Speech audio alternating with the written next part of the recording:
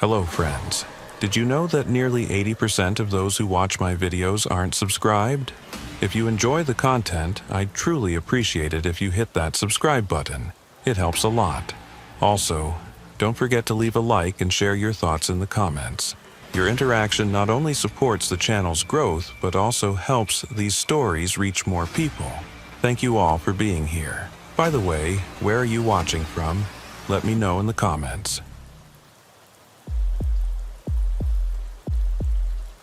The fog came up from the basin, thick as cotton, turning the I-10 elevated roadway into a corridor suspended between earth and sky.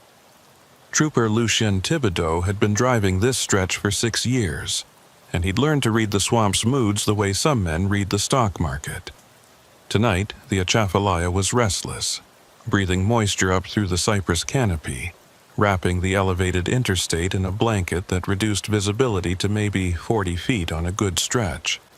His headlights carved tunnels through the white, and every few minutes he'd catch the red glow of taillights ahead, some long-haul trucker pushing through the soup at a speed that made Lucien's hands tighten on the wheel. He'd started his shift at Henderson at 2200 hours, and now at 0147 his eyes felt gritty with fatigue and the constant strain of staring into nothing. The radio crackled with Celestine Lejeune's voice, the night dispatcher whose Cajun accent got thicker as the hours wore on. Unit 7, this is Central. Be advised, we got a report of a 3-vehicle convoy eastbound on the Basin Bridge. No lights, no transponder response.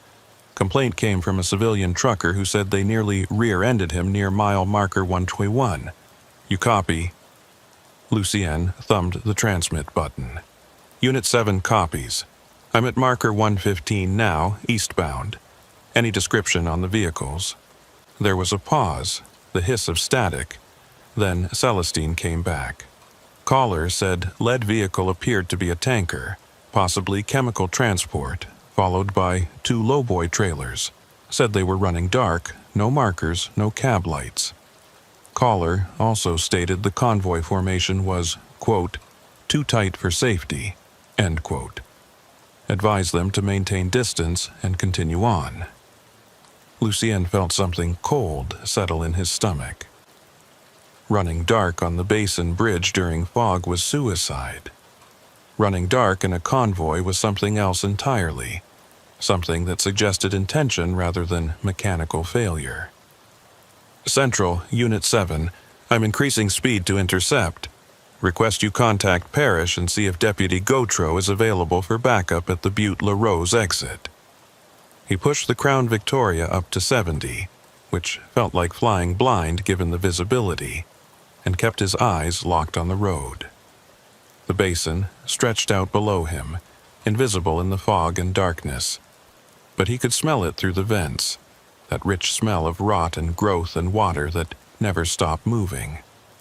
3 miles later he saw them, or rather he saw the faint red glow of marker lights that weren't quite extinguished, just dimmed to the point where they were nearly invisible. The convoy was moving at maybe 55, which was slow enough to be legal but fast enough to make any kind of traffic stop dangerous in these conditions. Lucien eased up behind them, maintaining 100 feet of distance, and keyed his radio.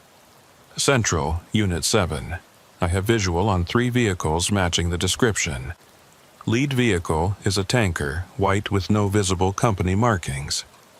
Second vehicle is a lowboy carrying what appears to be industrial equipment under tarps. Third vehicle is another lowboy, also tarped. All 3 are running minimal lights. I'm initiating a traffic stop at marker 128. The Butte La Rose turnaround. Advise Deputy Gautreau to meet me there if available. Celestine's response came back quick. Unit 7, Deputy Gautreau is 10 minutes out from your location. Do you want to wait for backup before initiating the stop? Lucien watched the convoy moving through the fog, 3 dark shapes that seemed to swallow the light rather than reflect it. Every instinct he had was screaming that something was wrong, that these weren't just trucks with bad bulbs or drivers too cheap to replace blown fuses. This was deliberate. This was someone who didn't want to be seen. Negative, Central. I'm making the stop now. Have GoTro expedite. He hit his light bar and siren, the sudden explosion of red and blue cutting through the fog like knives. For a moment, nothing happened. The convoy just kept rolling, and Lucien felt his heart rate kick up. Then the brake lights flared.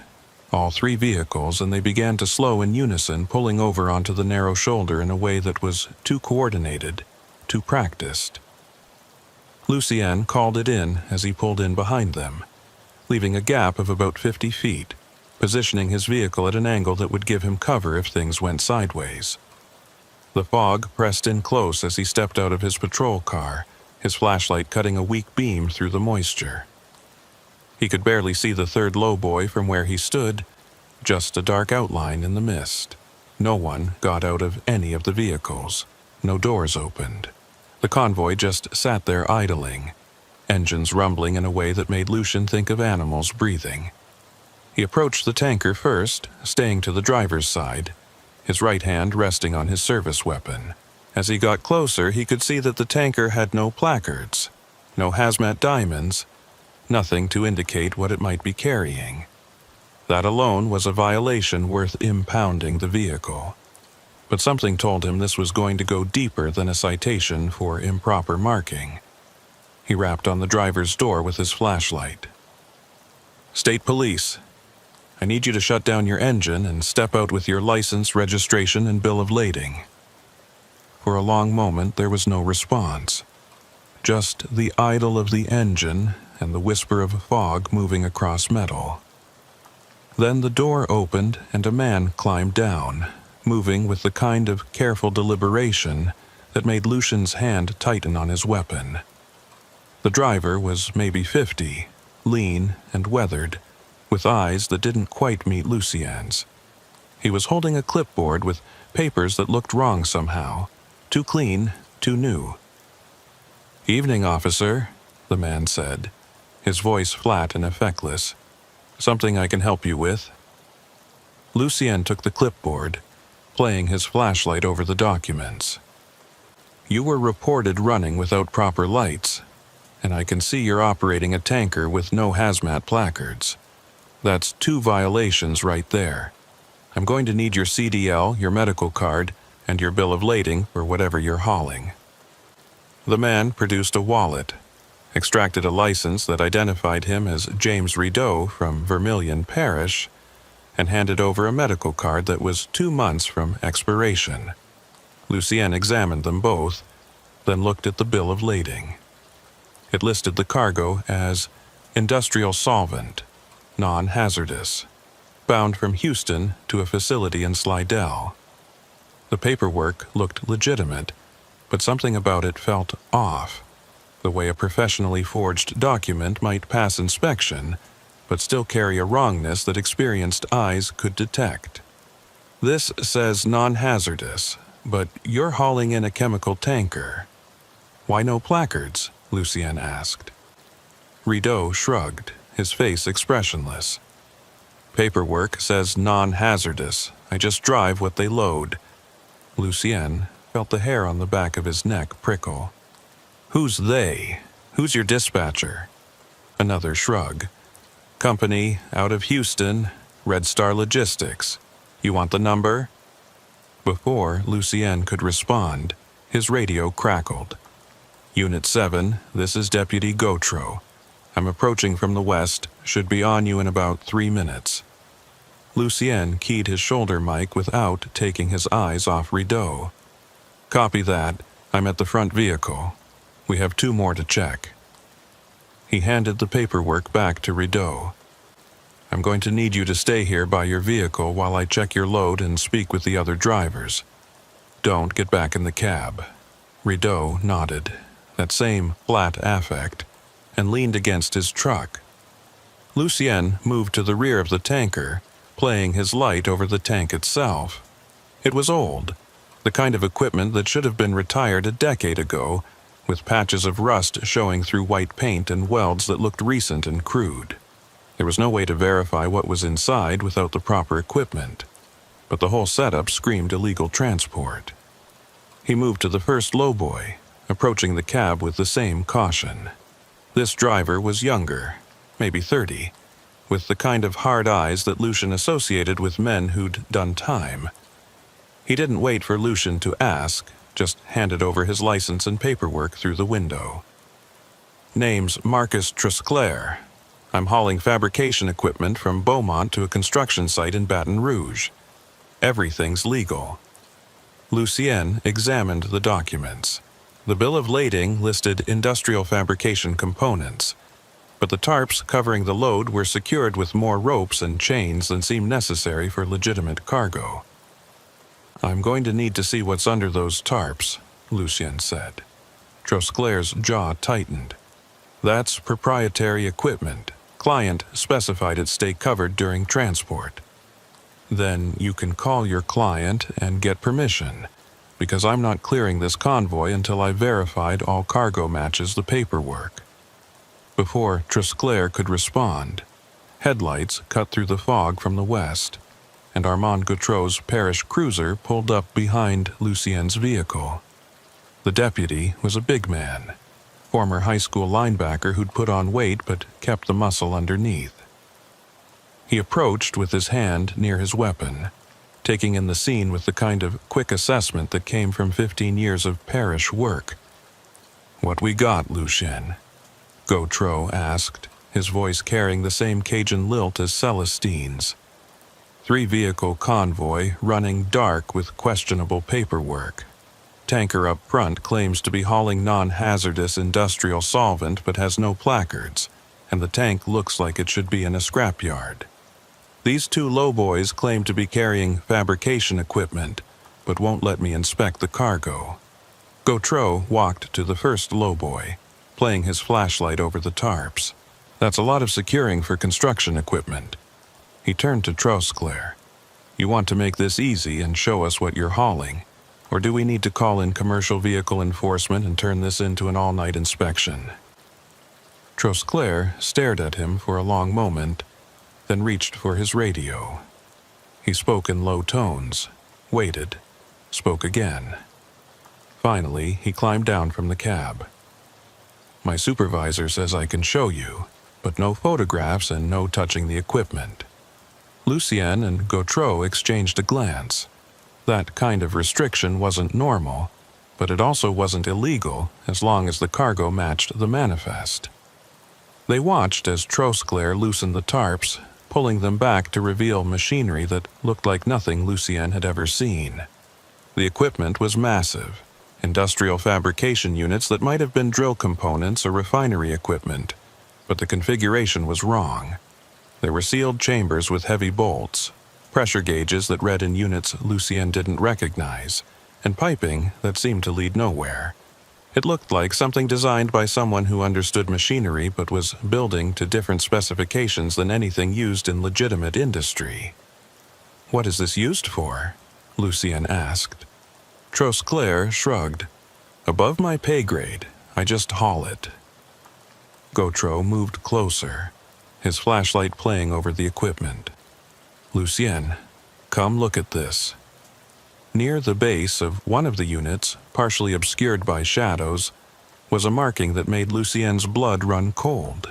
It was a serial number, but underneath it was a stamp in Cyrillic characters, and below that, in small English letters, a designation that read, Category 4, Restricted. Gautreau pulled out his phone, took a photograph despite Trosclair's protest. "I'm calling this in to DEA and ATF. This isn't construction equipment." Trosclair took a step back, his hand moving toward his cab.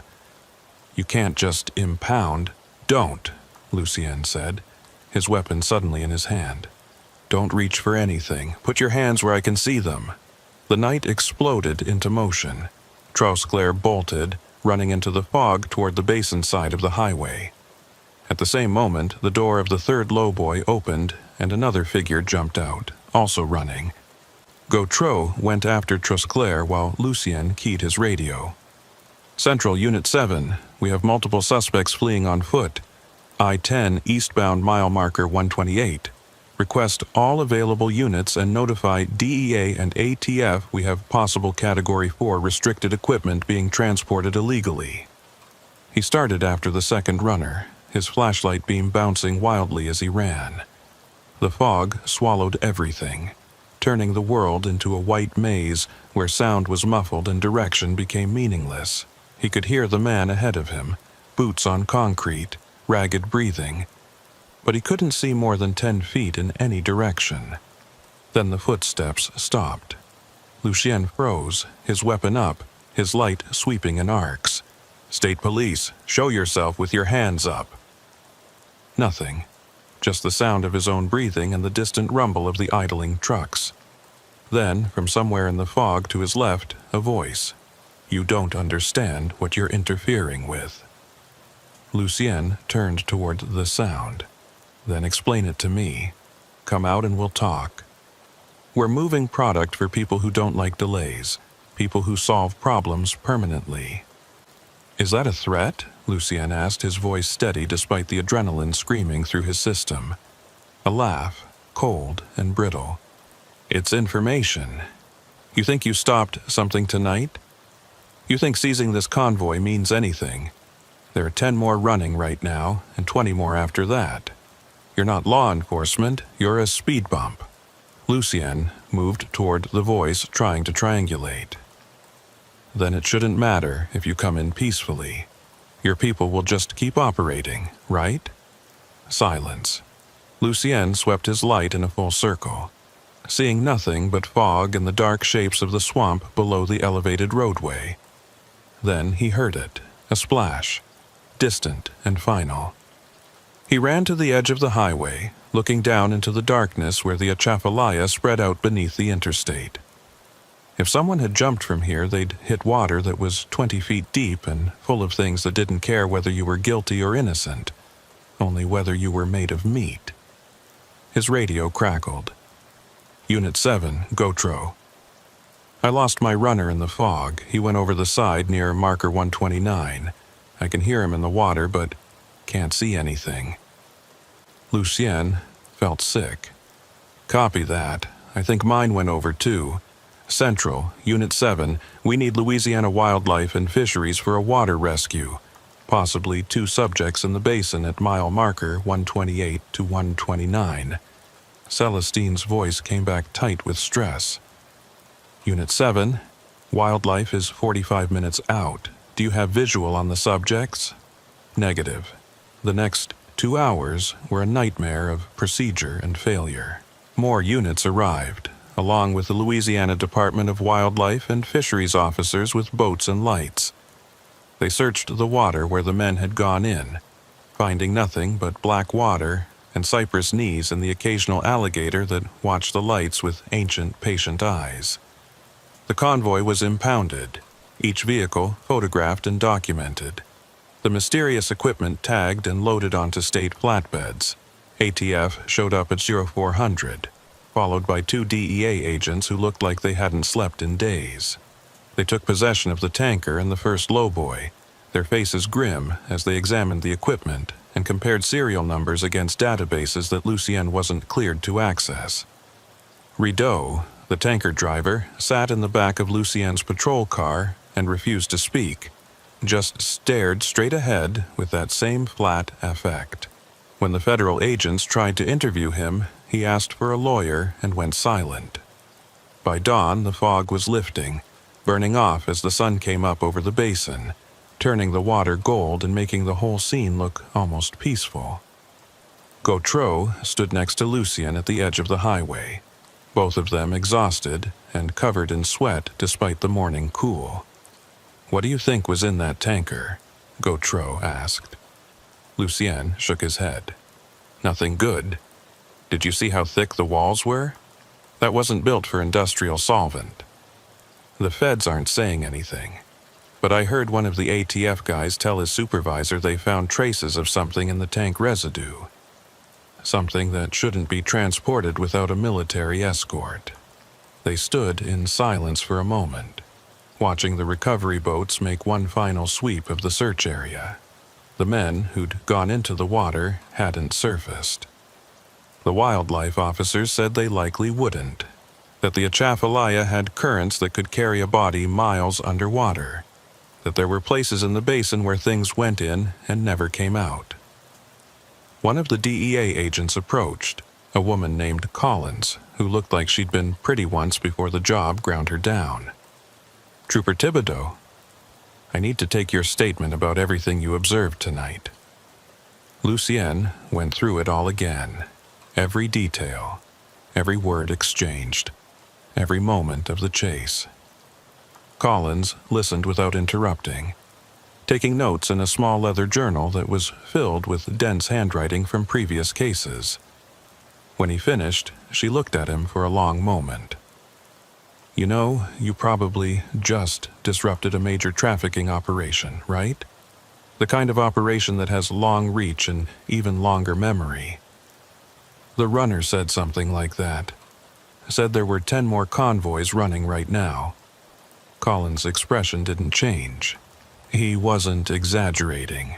"We've been tracking a network that moves restricted equipment through the Gulf Coast, usually destined for ports where it gets shipped overseas. Military-grade fabrication units, chemical processing equipment, sometimes worse.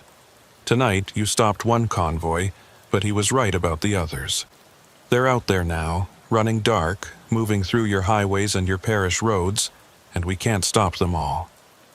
"So what was the point?" Lucien asked, feeling the exhaustion settle into his bones. "What did we accomplish?" "You saved lives," Collins said. "The equipment you seized would have ended up in a conflict zone, used to manufacture things that kill people. Maybe hundreds of people, maybe thousands. Tonight you made a difference, even if it feels small." She handed him a card with a direct number. "If you see anything else like this, anything that feels wrong the way tonight felt wrong, you call me. Don't wait for local jurisdiction. Don't worry about stepping on toes. Just call." Lucien took the card, felt the weight of it in his hand. "What about the drivers? The ones in the water?" Collins looked out at the basin, her eyes distant. "We'll keep searching, but honestly, they knew what would happen if they got caught. They chose the water over federal custody, which tells you how scared they were of whoever hired them. Maybe they made it to shore and are running. Maybe the basin took them. Either way, they're not your problem anymore." She walked away, leaving Lucien and Gautreau standing at the edge of the highway as the morning traffic began to pick up. Long-haul truckers and commuters who had no idea what had happened here in the dark hours before dawn. Gautreau lit a cigarette, his hands shaking slightly. "You ever feel like we're just plugging holes in a dam that's already breaking?" Lucien didn't answer. Just watch the boats pack up. Watch the federal agents secure the last of the evidence. Watch the sun climb higher over a swamp that kept its secrets. 3 days later, he got a call from Collins. They'd identified the equipment through the serial numbers. It was dual-use technology, the kind that could fabricate industrial components, or, with minor modifications, produce parts for chemical weapons.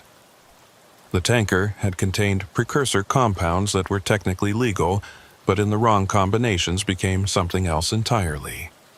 Rideau had been released on bail within 24 hours, his lawyer arguing insufficient evidence for federal charges, and had disappeared before his court date. The men who'd gone into the basin were never found. No bodies, no evidence they'd ever made it to shore. Nothing but the memory of their voices in the fog and the splash of water that might have been their graves or their escape.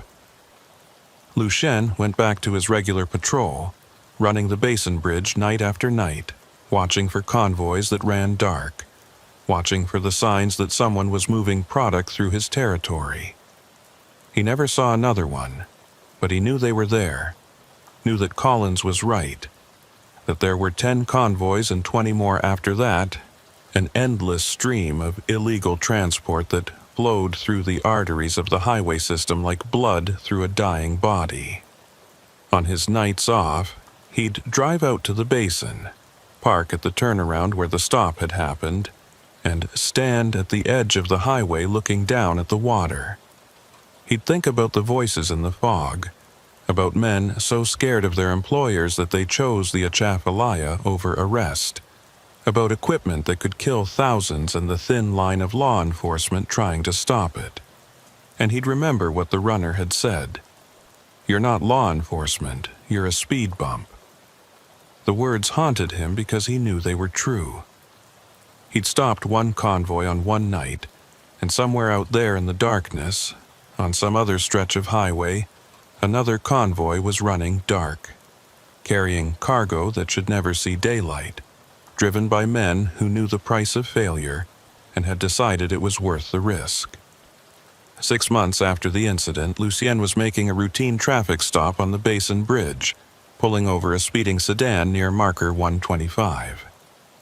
As he approached the driver's window, he saw something that made his blood run cold.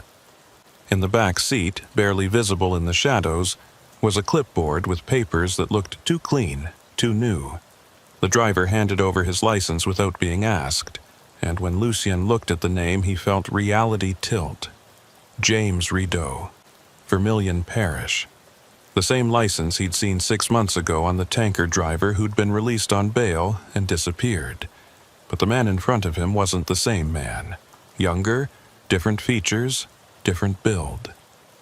Lucien looked at the license, then at the driver, then back at the license. "This is your current license?"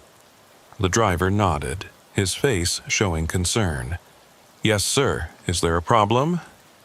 Lucien ran the license through his system. It came back valid. No warrants, no flags, registered to an address in Abbeville. The photo matched the man in front of him. There was no connection to the convoy, no reason to detain him. Nothing but a name that was common enough in Louisiana that 2 men could share it by pure coincidence. But Lucien didn't believe in coincidences, not after that night in the fog. He let the man go with a warning about his speed, watched him drive away into the growing darkness, and stood there on the shoulder of the highway wondering if he'd just seen a ghost or something worse. A sign that the network was still operating, still moving product, still using names and identities that disappeared and reappeared like water flowing around rocks in a river. He called Collins, told her about the license. She was quiet for a long moment. Could be nothing. Could be they're taunting you, showing you they can operate with impunity. Or could be they're so big, so organized, that they have multiple operatives using variations of the same identity. We've seen that before, networks that build entire false identities, complete with valid licenses and social security numbers and work histories. Makes it almost impossible to track them because the person you arrest today isn't the same person using that name tomorrow. "So, what do I do?" Lucien asked. "Your job," Colin said. "You keep watching, keep stopping suspicious vehicles, keep filing reports. But you also need to understand something. This network, whatever it is, it's bigger than one trooper on one stretch of highway. It's bigger than my task force, bigger than ATF or DEA or any single agency. It's systemic, and systems don't fall because one part gets exposed. They adapt, they root around damage, they keep operating. That's not reassuring.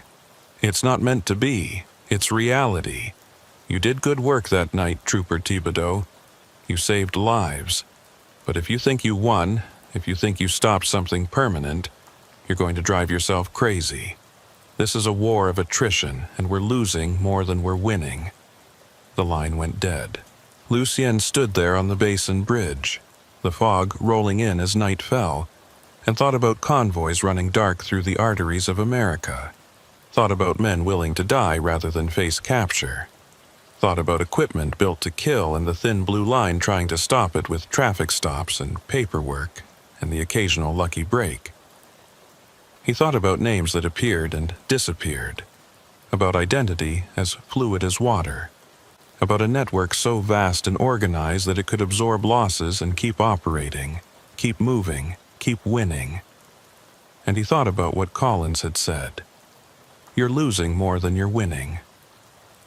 As he drove home that night, passing through the small towns and parishes that dotted the highway, he saw them everywhere, the signs of things moving in darkness.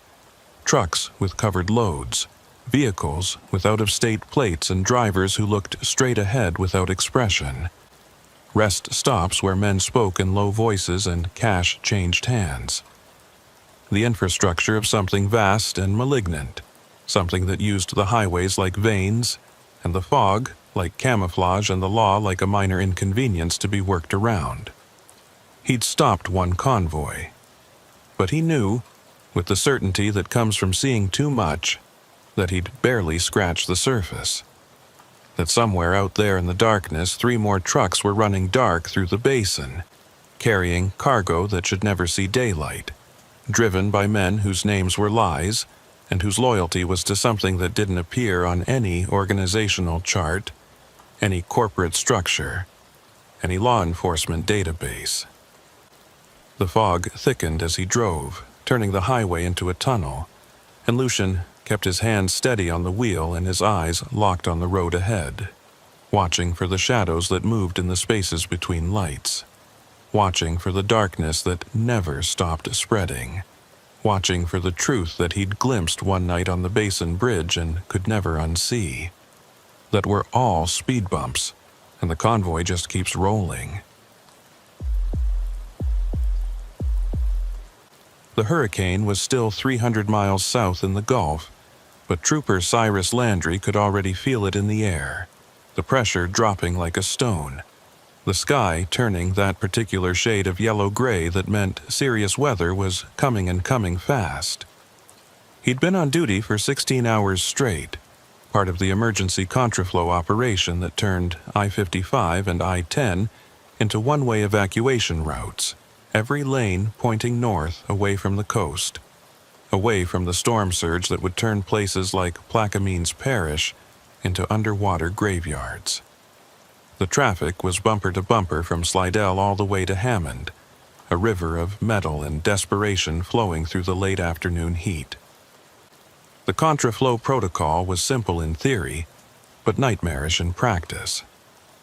Every southbound lane was reversed, every exit and entrance ramp controlled by state police and National Guard units, every bit of the infrastructure pushed to its limits to get as many people out as possible before the storm made landfall.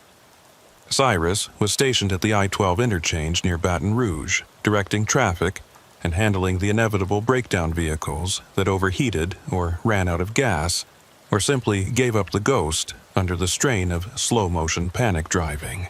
His radio was a constant stream of situation reports, requests for assistance, alerts about disabled vehicles or medical emergencies or fistfights breaking out in gas station parking lots where people waited hours for fuel.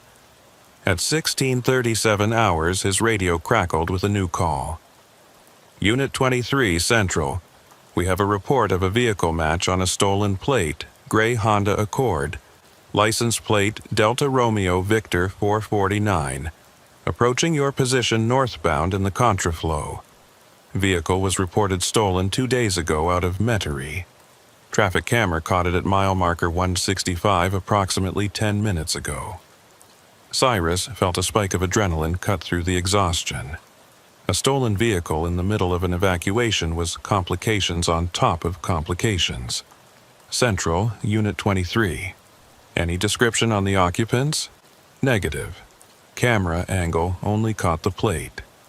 Be advised the vehicle was reported stolen by a Mr. Raymond Chen, residence in Old Metairie. We attempted to contact Chen for additional information, but his phone goes to voicemail. Possible he's already evacuated. Cyrus scanned the traffic looking for a gray Accord among thousands of vehicles. Central, what's my authorization here? We've got 50,000 people trying to evacuate, and you want me to pull one car for a stolen plate? There was a pause, then the voice of his sergeant, Marcus Landry, no relation but everyone asked, came through. Unit 23, this is Sergeant Landry. Pull the vehicle. We've had reports of individuals using the evacuation to move stolen vehicles and contraband. Quick stop, Run the VIN. If it checks out, let them go. If not, impound and release the occupants to continue evacuation on foot or with family. Cyrus keyed his acknowledgement and moved his patrol car into position, watching the flow of vehicles with the kind of hunter's patience that came from years of traffic enforcement. The Accord showed up 15 minutes later, tucked in among a cluster of overloaded SUVs and pickup trucks, moving at the steady crawl that was the only speed possible in contraflow conditions. Cyrus activated his lights and used his PA system. Gray Honda Accord, license Delta, Romeo Victor 449, pull over to the right shoulder immediately. This is Louisiana State Police. For a moment, nothing happened. The Accord just kept rolling with the traffic. Then it began to ease right, scraping its way through the dense pack of vehicles until it reached the shoulder and stopped. Cyrus called it in, gave his location, and approached the vehicle with his hand resting on his weapon. The driver was a woman, maybe 40, with dark hair pulled back in a ponytail and the kind of hollow-eyed exhaustion that Cyrus had been seeing on every face for the past 16 hours. She had her window down before he reached it, her hands visible on the wheel. "Officer, I'm trying to evacuate. My mother is in Zachary. I need to get to her before the storm." Her voice carried a Gulf Coast accent, probably New Orleans, and the tremor of someone who'd been crying recently. Cyrus kept his tone professional but not unkind. "Ma'am, I need to see your license, registration, and proof of insurance. This vehicle came back as reported stolen." The woman's face went pale. "Stolen? No, this is my car. I've had it for 6 years. She fumbled in the console, pulled out a registration document and handed it over along with her license. The license identified her as Marie Thibodeau, with an address in Metairie. The registration showed the vehicle as a 2018 Honda Accord, VN number starting with 1HGCV, registered to Raymond Chen at an address that matched the stolen vehicle report. Cyrus felt a cold knot form in his stomach. "Ma'am, this registration shows the vehicle belongs to Raymond Chen, not Marie Thibodeau. Can you explain that?" Marie's eyes widened. "That's my ex-husband. We divorced 3 years ago. He got the house, I got the car. It's in the divorce decree." She reached for her purse, and Cyrus tensed. "Slowly, please." She pulled out a manila folder, hands shaking, and extracted a document. It was a divorce decree from Orleans Parish Civil Court, dated 2022, and buried in the property settlement section was a line stating that Marie Chen, now Thibodeau, retained possession of the 2018 Honda Accord. But the VIN listed in the divorce decree didn't match the VIN on the registration in Cyrus's hand. He read the numbers 3 times to be sure. The decree listed a VN ending in 8842. The registration showed 18824. 2 numbers transposed, which could be a clerical error or something much worse. "Ma'am, I need you to step out of the vehicle. Keep your hands where I can see them." Marie was crying now, not loud but steady, tears running down her face. "Please, I need to get to my mother. She's 83, she's alone, I'm all she has." Cyrus radioed for backup and called in the VN from the divorce decree. While he waited, he had Marie sit on the guardrail while he searched the vehicle. The Accord was packed with the kinds of things people grab when they evacuate: clothes and photographs, and a small safe that was unlocked and empty. In the back seat was a child's car seat, empty but present, and a stuffed animal that had seen better days. Under the passenger seat he found an envelope with cash, maybe $2,000 in 20s and 50s bound with a rubber band. In the glove box was a phone charger, a pack of cigarettes, and a parking ticket from a medical center in Metairie dated 4 days ago. The backup unit arrived, a young trooper named Collins who looked like he was maybe 25 and running on fumes. Cyrus briefed him quickly and had him watch Marie while he ran the VINs through the system. The results came back in a way that made his head hurt. The VIN on the registration, ending in 8824, came back to a Honda Accord reported stolen from a parking garage in Metairie 2 days ago. The VN from the divorce decree, ending in 8842, came back to a Honda Accord registered to Raymond Chen with no reports of theft, no flags, currently showing as personal property in good standing. So, Marie was driving a stolen vehicle with paperwork that referenced a different vehicle, a vehicle that legitimately belonged to her ex-husband. Either she'd stolen the car she was driving, or someone had switched the cars and she didn't know, or the divorce decree had the wrong VIN, and Raymond Chen had reported his own car stolen without telling his ex-wife. All three scenarios were possible. None of them made sense given the pressure of an approaching hurricane and 50,000 people trying to evacuate. Cyrus walked back to Marie, who was still crying on the guardrail while Collins stood nearby looking uncomfortable. "Ma'am, I need you to explain something to me. The VIN on this vehicle doesn't match the VIN in your divorce decree. The VIN on this vehicle comes back stolen. How did you end up driving this specific car?" Marie looked up at him with red eyes. "I don't understand. This is my car. I've been driving it for 3 years." "Then how did the VIN change?" Cyrus asked, keeping his voice level. "Cars don't just swap VINs. Either you stole this vehicle, or someone switched your car with a stolen one, or your ex-husband is running some kind of scam. Which is it?" Marie's face crumpled. "I don't know.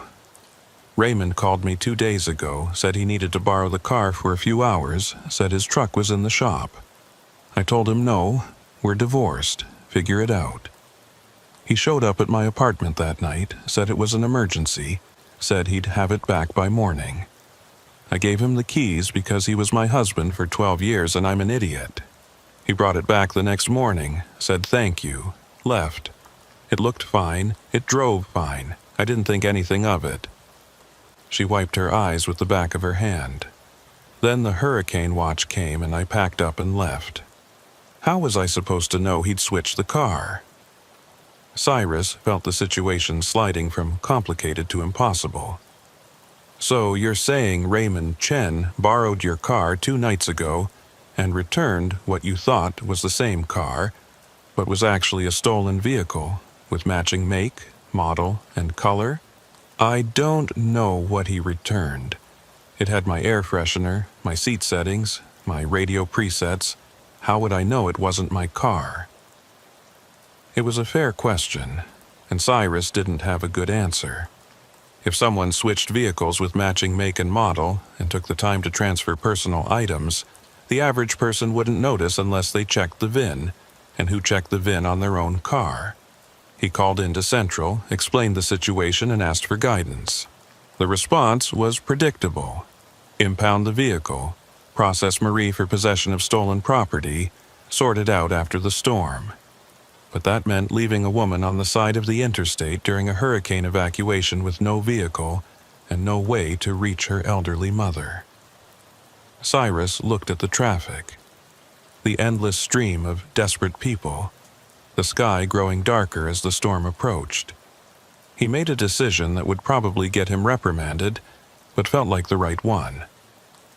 "Ma'am, I'm going to impound this vehicle, and I'm going to need you to come with me to the station to give a full statement. But I'm also going to have someone contact your mother and Zachary, and make sure she gets to a shelter. If your story checks out, we'll sort this out after the storm." Marie nodded, still crying. "Thank you. Thank you." Cyrus called for a tow truck, which took 45 minutes to arrive because every tow operator in the state was overwhelmed with disabled vehicles. When it finally showed up, the operator was Isidore Broussard, a wiry man in his 60s who'd been towing vehicles in Baton Rouge since before Cyrus was born. Broussard looked at the Accord, looked at the paperwork, and whistled. "VIN swap during an evacuation? That's bold. Your suspect must really have needed a clean vehicle."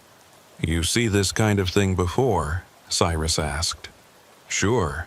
Stolen vehicle gets too hot, Thief swaps the VIN with a legitimate vehicle. Suddenly, the stolen car is clean, and the clean car is stolen. Usually happens in chop shops, not during hurricanes, but same principle. He hooked up the Accord and started winching it onto his flatbed. While he worked, his radio crackled with traffic. Broussard listened for a moment, then looked at Cyrus. "You know a Raymond Chen?" Cyrus felt his pulse spike. "Yeah. Why?" "Because I just heard on the tow network that someone fitting his description tried to take a Honda Accord out of the impound lot in Kenner about an hour ago. Claimed it was his vehicle, had the registration to prove it. But the VIN didn't match, and security ran him off." Cyrus grabbed his radio. "Central, Unit 23. I need you to put out an attempt to locate on Raymond Chen. Last known address Metairie. He's connected to this stolen vehicle case and may be attempting to recover additional vehicles."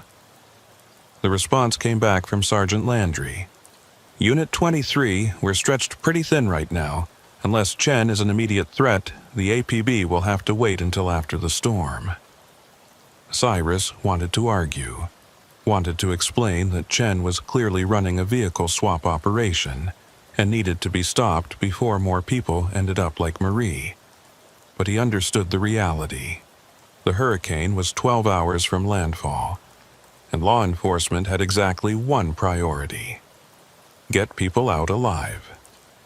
Everything else was secondary.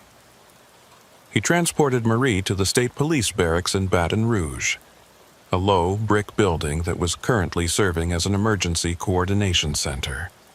The parking lot was full of response vehicles, National Guard trucks, and civilian cars belonging to officers who'd been on duty for days. Inside, the building hummed with radio chatter and the controlled chaos of disaster management. Cyrus handed Marie over to a detective who would take her statement, then went to find coffee and maybe 15 minutes to sit down. He found Sergeant Landry in the break room, staring at a television showing the hurricane's track. "Your vehicle swap case," Landry said without looking away from the screen. "It gets weirder." "How?" "We ran Raymond Chen through the system. He's flagged in a DEA database as a person of interest in a fraud investigation. Looks like he's been running a VIN cloning operation for about 6 months, stealing vehicles and swapping identification numbers with legitimate vehicles to create clean titles. Then he sells the clean stolen vehicles to buyers who think they're getting a legitimate car." Cyrus set down his coffee. So Marie really didn't know she was driving a stolen car. Probably not. But here's the thing. We contacted Metairie PD about Chen, and they can't find him. His house is empty, his truck is gone, and his phone is off. Either he evacuated with everyone else, or he ran when he realized his ex-wife got stopped with the stolen vehicle. "What about the parking ticket I found in the glove box?" Cyrus asked. "The one from the medical center?" Landry pulled out a printout. "We ran that too. The ticket was issued 4 days ago in a parking garage at East Jefferson Medical Center. Security footage shows the vehicle, the real stolen one, parked there for approximately 3 hours. During that time, a man matching Chen's description was seen entering the vehicle and appearing to work on something inside. He was swapping the VINs," Cyrus said, "most likely. But here's where it gets interesting. During those same 3 hours, a woman matching Marie Thibodeau's description was in the emergency room at that same medical center." Cyrus felt something cold settle in his chest. Why? According to the ER records, she came in complaining of severe abdominal pain. They ran tests, couldn't find anything definitive, kept her for observation for 2 hours, and released her with instructions to follow up with her primary care physician. Landry turned away from the television to look at Cyrus directly. "The admitting nurse was Evangeline Arsenault. I know her from church. I called her up, asked about Marie Thibodeau. Arsenault remembers her because Marie seemed terrified, kept saying her ex-husband had done something to her food, that she thought she was being poisoned." The pieces started falling into place in Cyrus's mind. Ugly pieces that formed an uglier picture. Chen got Marie to the ER by poisoning her, or making her think she was poisoned. While she was in the hospital, he swapped her car with the stolen one in the parking garage. She comes out, doesn't notice the switch because everything looks the same, drives home thinking she's fine. Then Chen reports his own car, the one that's now in Marie's possession, as stolen. Landry continued. Marie gets stopped during the evacuation, gets charged with possession of a stolen vehicle, and Chen disappears with the actual stolen car that now has a clean VIN and title. But why? Cyrus asked. Why go through all this? Why not just clone the VIN and leave Marie out of it? Because if Marie gets stopped with the stolen car, it muddies the investigation, makes it look like she's complicit, or, at minimum, creates reasonable doubt about who actually stole the vehicle. Plus, if Chen is in the DEA database, he probably knows law enforcement is getting close. This could be his last operation before he disappears completely. Cyrus thought about Marie sitting in an interview room, crying and confused, her mother alone in Zachary, her life upended by a man she'd trusted enough to marry. We need to find Chen before he vanishes. Landry shook his head. We need to evacuate 2 million people before a Category 4 hurricane makes landfall. Chen is a problem for after the storm. Right now, he's a name in a file. Cyrus wanted to argue, but he knew Landry was right. The storm didn't care about fraud investigations or stolen vehicles, or ex-husbands running scams.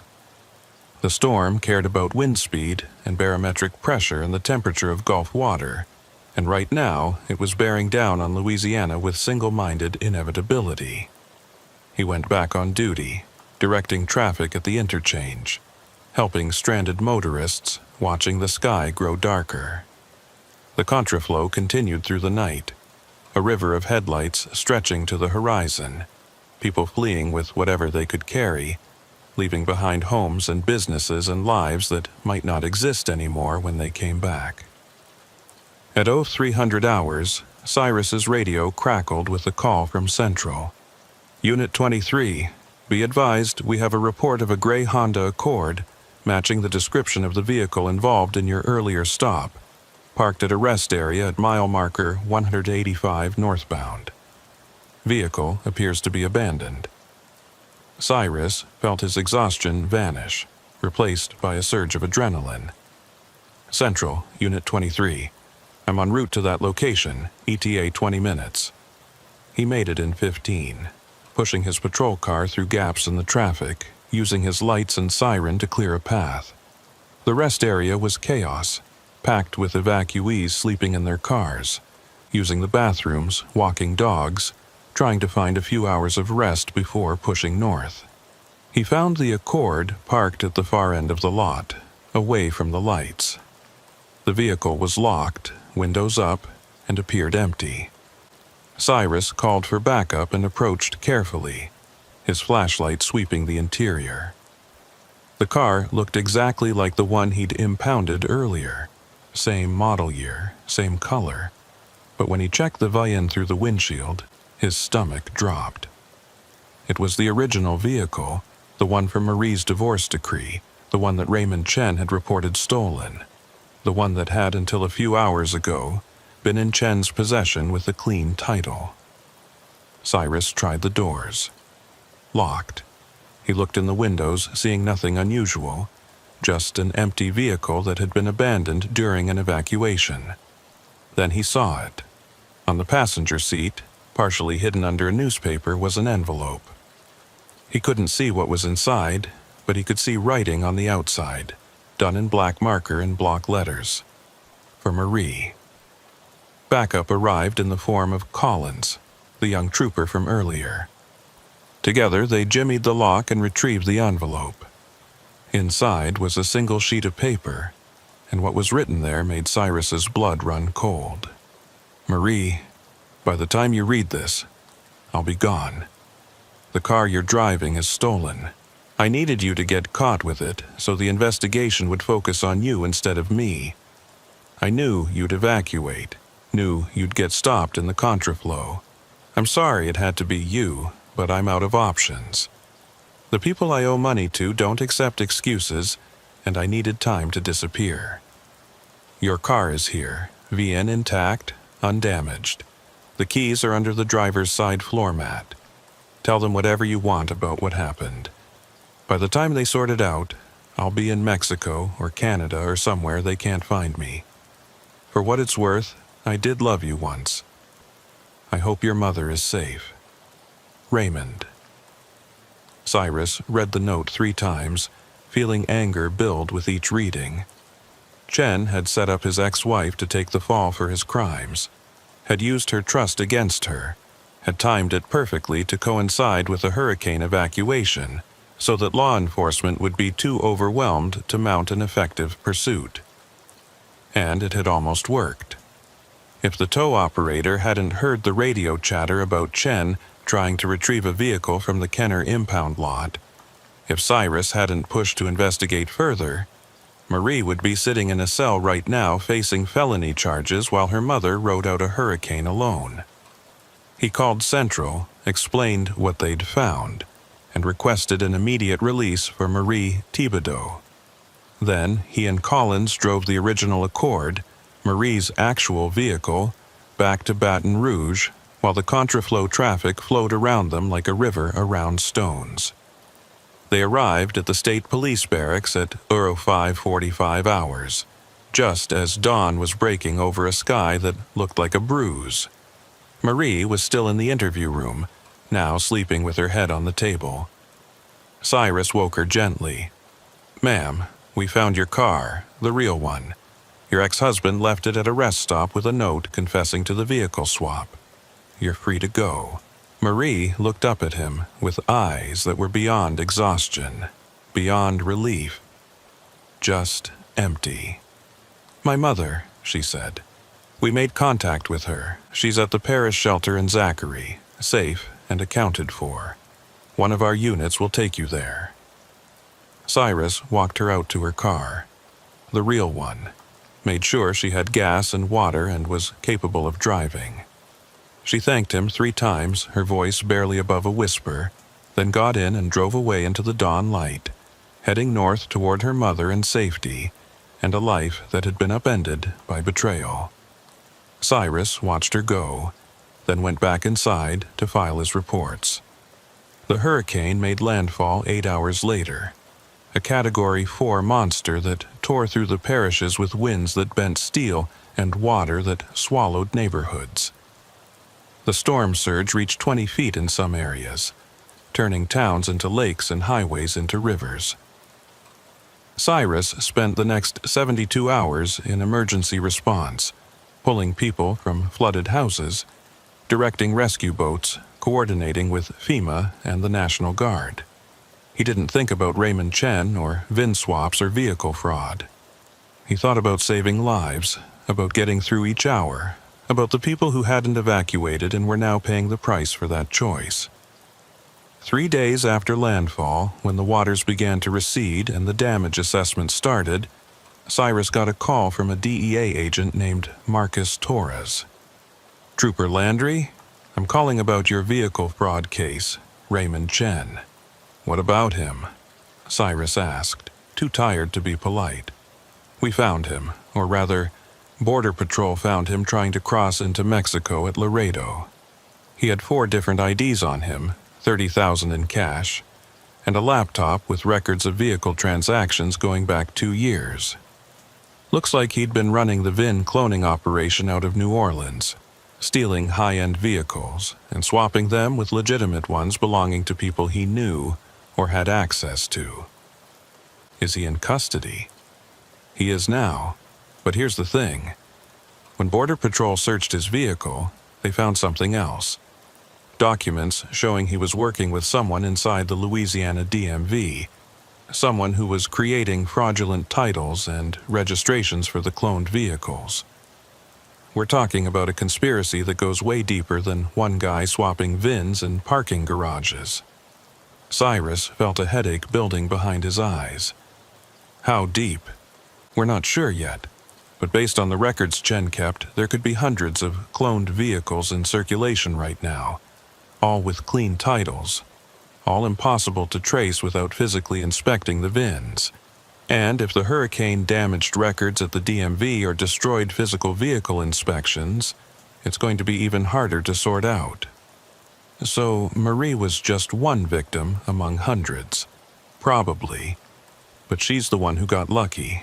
If you hadn't stopped her, if you hadn't pushed the investigation, Chen would have made it to Mexico, and we'd never have known the full scope of the operation. Torres paused. For what it's worth, you did good work. You saved that woman's life, maybe literally. Chen's note said he owed money to people who don't accept excuses. Those people tend to collect debts in permanent ways. Cyrus thought about Marie driving north to her mother, thought about the envelope of cash he'd found in the stolen car, thought about how close she'd come to being the scapegoat for a fraud operation she didn't even know existed. What happens now? He asked. Now we build a case. We interview Chen, flip him on his DMV contact, roll up the whole operation. It'll take months, maybe years, but it starts with your traffic stop during a hurricane evacuation. The call ended, and Cyrus sat in his patrol car, parked at the same interchange where he'd stopped Marie 4 days ago. The traffic had reversed now, people coming back to see what was left of their homes, their businesses, their lives.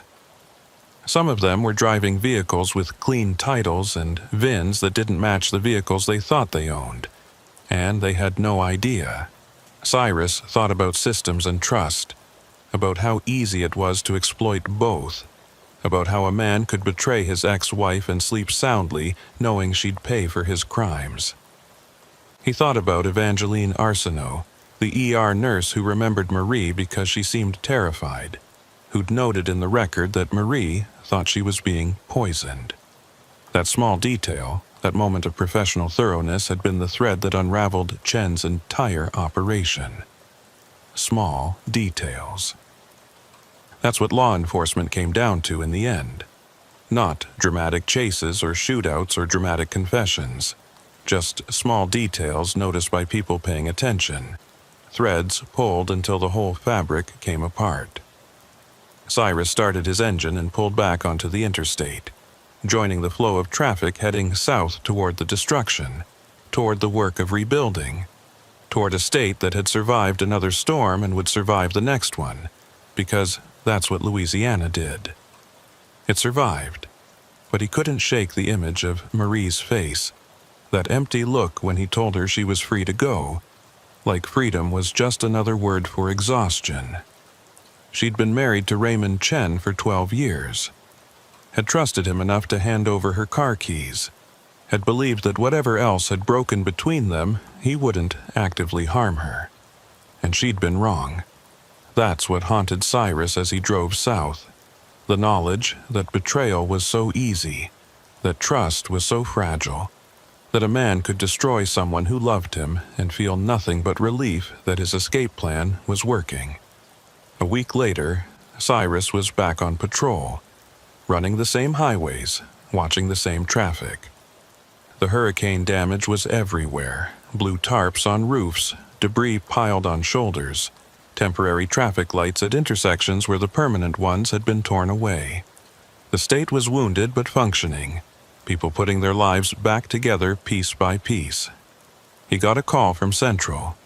Unit 23, we have a disabled vehicle at mile marker 165, gray Honda Accord. Driver states the vehicle stalled and won't restart. Cyrus felt his chest tighten. Copy that, Central. En route. He found the Accord on the shoulder, hazards blinking. As he approached, he could see the driver was a woman, older, maybe 70, standing next to the vehicle with her arms crossed. Cyrus pulled over and got out. Ma'am, I'm Trooper Landry. You having car trouble? The woman nodded. Bought this car 2 weeks ago from a dealership in Kenner. It's been nothing but problems. Now it won't start at all. Cyrus felt cold. "Ma'am, would you mind if I check your VN real quick?" The woman looked confused. "My what?" "Your vehicle identification number. It's on the dashboard, visible through the windshield." He checked it without waiting for permission. The VN came back to a Honda Accord reported stolen from a parking garage in Metairie 3 months ago. Cyrus closed his eyes, felt the weight of it settle on him. The operation had been running for 2 years. Hundreds of vehicles, Chen had told the DEA. Hundreds of people who thought they'd bought legitimate cars, who'd driven them for months or years, who had no idea they were driving stolen property. And every single one of them could be pulled over at any time, arrested, accused of crimes they didn't commit. "Ma'am," Cyrus said, opening his eyes and forcing his voice to stay level, "I'm going to need you to step away from the vehicle. I have some questions about where you purchased this car." The woman's face went pale. "What's wrong? Is something wrong?" Everything, Cyrus thought. Everything is wrong. But what he said was, "Let's start with the dealership. Tell me about the dealership where you bought this vehicle." As the woman began to cry, as Cyrus radioed for backup and started the process that would turn her day from bad to nightmare, he thought about Raymond Chen in a federal holding cell in Texas, probably cutting deals and naming names and sleeping fine because that's what people like Chen did. They destroyed lives and moved on. And somewhere out there were hundreds more vehicles with cloned VINs, hundreds more people who would be pulled over and accused and traumatized. The hurricane had destroyed buildings and flooded streets and killed people, but it would be cleaned up, rebuilt, remembered. This, though, this would spread like a virus, invisible and relentless, destroying trust and security for people who'd done nothing wrong except believe that the world operated on basic honesty. Cyrus looked at the woman crying on the shoulder of I-55, looked at the stolen car she thought she owned, looked at the traffic flowing past full of vehicles that might be legitimate, or might be ticking time bombs waiting to destroy someone's life. Small details, he thought. That's all we have. Small details and the hope that we notice them before they notice us. The radio crackled with another call, another disabled vehicle, another person needing help. Cyrus acknowledged it, helped the crying woman into his patrol car, and got back to work. The highway stretched out before him, endless and full of secrets. He drove forward into it, watching for the signs, checking the vines, pulling the threads. Somewhere ahead, Raymond Chen's conspiracy was still unraveling, one traffic stop at a time. The rain had been falling for 3 days straight, the kind of relentless Gulf Coast rain that turned roads into rivers and made the bayous swell until they lapped at the foundations of houses built a century ago by people who understood that water was both life and threat in equal measure. Trooper Beauregard Fontenot had worked the Houma-Thibodaux corridor for 8 years, and he'd learned to read water the way his grandfather had, to know when the bayou was restless and when it was dangerous, and when it was something else entirely, something hungry that reached up from the depths looking for whatever it could pull down. He'd started his shift at 1400 hours on a Tuesday afternoon, and now at 1847, the light was fading fast, turning the rain-soaked landscape into a gray blur, where the boundary between earth and water became suggestion rather than fact. His radio had been quiet for most of the shift, just the occasional welfare check or stranded motorist. But at 1852, dispatch came through with a call that made his stomach tighten. Unit 15 Central. We have a report of a possible 1050 fatal on Parish Road 24, approximately 2 miles south of the Bayou Black Bridge. Caller reports what appears to be a body in the roadside ditch. Caller is remaining on scene. Advise your ETA. Beauregard felt his pulse kick up. Parish Road 24 was barely a road in the best conditions. More of a service route that connected fishing docks and hunting camps, the kind of narrow two-lane that locals used as a shortcut and strangers avoided because one wrong turn would put you in water deep enough to swallow a truck. In rain like this, it would be almost impassable. Central, Unit 15. ETA 15 minutes. Request you notify the parish coroner and contact Investigator Guidry at the DA's office. If this is a fatal, we'll need her on scene. He turned his patrol car south, away from the relative civilization of Highway 90, onto the warren of parish roads that threaded through the wetlands. The rain hammered his windshield hard enough that his wipers could barely keep up, and twice he had to navigate around standing water that covered the road in pools that might have been 3 inches deep or 3 feet parish road. 24 appeared like a ghost through the rain. A narrow strip of cracked asphalt that ran between walls of palmetto and cypress. The water on both sides risen so high that the road seemed to float on its surface like a bridge. Beauregard slowed to a crawl, watching for the caller who'd reported the body. He found them a quarter-mile in, a pickup truck parked half on the road with its hazards blinking, and a figure standing in the rain near the ditch. Beauregard pulled up behind the truck and stepped out into water that immediately soaked through his boots. The rain was warm and thick, more like being underwater than being in weather, and it took him a moment to get his bearings. The figure near the ditch was a man, maybe 60, wearing overalls and a rain slicker that did nothing to keep him dry. He looked shell-shocked, his face pale despite the heat, his eyes locked on something in the ditch that Beauregard couldn't yet see. "Sir, I'm Trooper Fontenot. You're the one who called this in?" The man nodded slowly, not taking his eyes off the ditch. "I'm Etienne Dugas.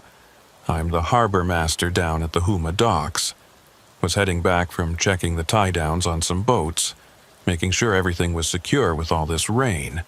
Saw something in the ditch that didn't look right." Beauregard moved to where Dugas was standing and looked down. What he saw made his breath catch. In the ditch, partially submerged in muddy water that was still rising, was a body. Male, middle-aged, wearing work clothes that were torn and soaked with something darker than water. The man was face down, his arms stretched out in front of him as if he'd been trying to crawl when he died, and even from 6 feet away, Beauregard could see the damage. The way the body was bent wrong, the way the rain was washing blood into the rising water in thin pink streams. He keyed his radio. "Central, Unit 15. Confirming we have a 10 to 50 fatal. Adult male, appears to be a pedestrian strike. I'm going to need crime scene investigation, the coroner, and Investigator Guidry from the DA's office immediately." He turned to Dugas. "Sir, I need you to stay here with me. Don't touch anything. Don't go near the body. Can you tell me what time you found him?" Dugas swallowed hard. "Maybe 10 minutes before I called. I was driving slow because of the water, saw what I thought was debris in the ditch. When I got closer..." He trailed off, looking sick. "How long you think he's been here?" "I don't know yet. Did you see any other vehicles on this road? Anyone else around?" Dugas shook his head. "Nobody. This road doesn't get much traffic even in good weather. With the rain like this, most people avoid it entirely." Beauregard moved closer to the edge of the ditch, careful not to disturb any potential evidence. The body showed obvious signs of impact trauma, the kind of damage that came from being hit by a vehicle at speed. But there were details that didn't fit, things that made his trained eye pause and reconsider. The victim's position suggested he'd been trying to move after impact, which meant he hadn't died immediately. The blood pattern showed he'd been in this location for a while, long enough for significant bleeding, but the rain made it impossible to estimate how long. And there was something else, something about the way the body was positioned relative to the road that seemed wrong.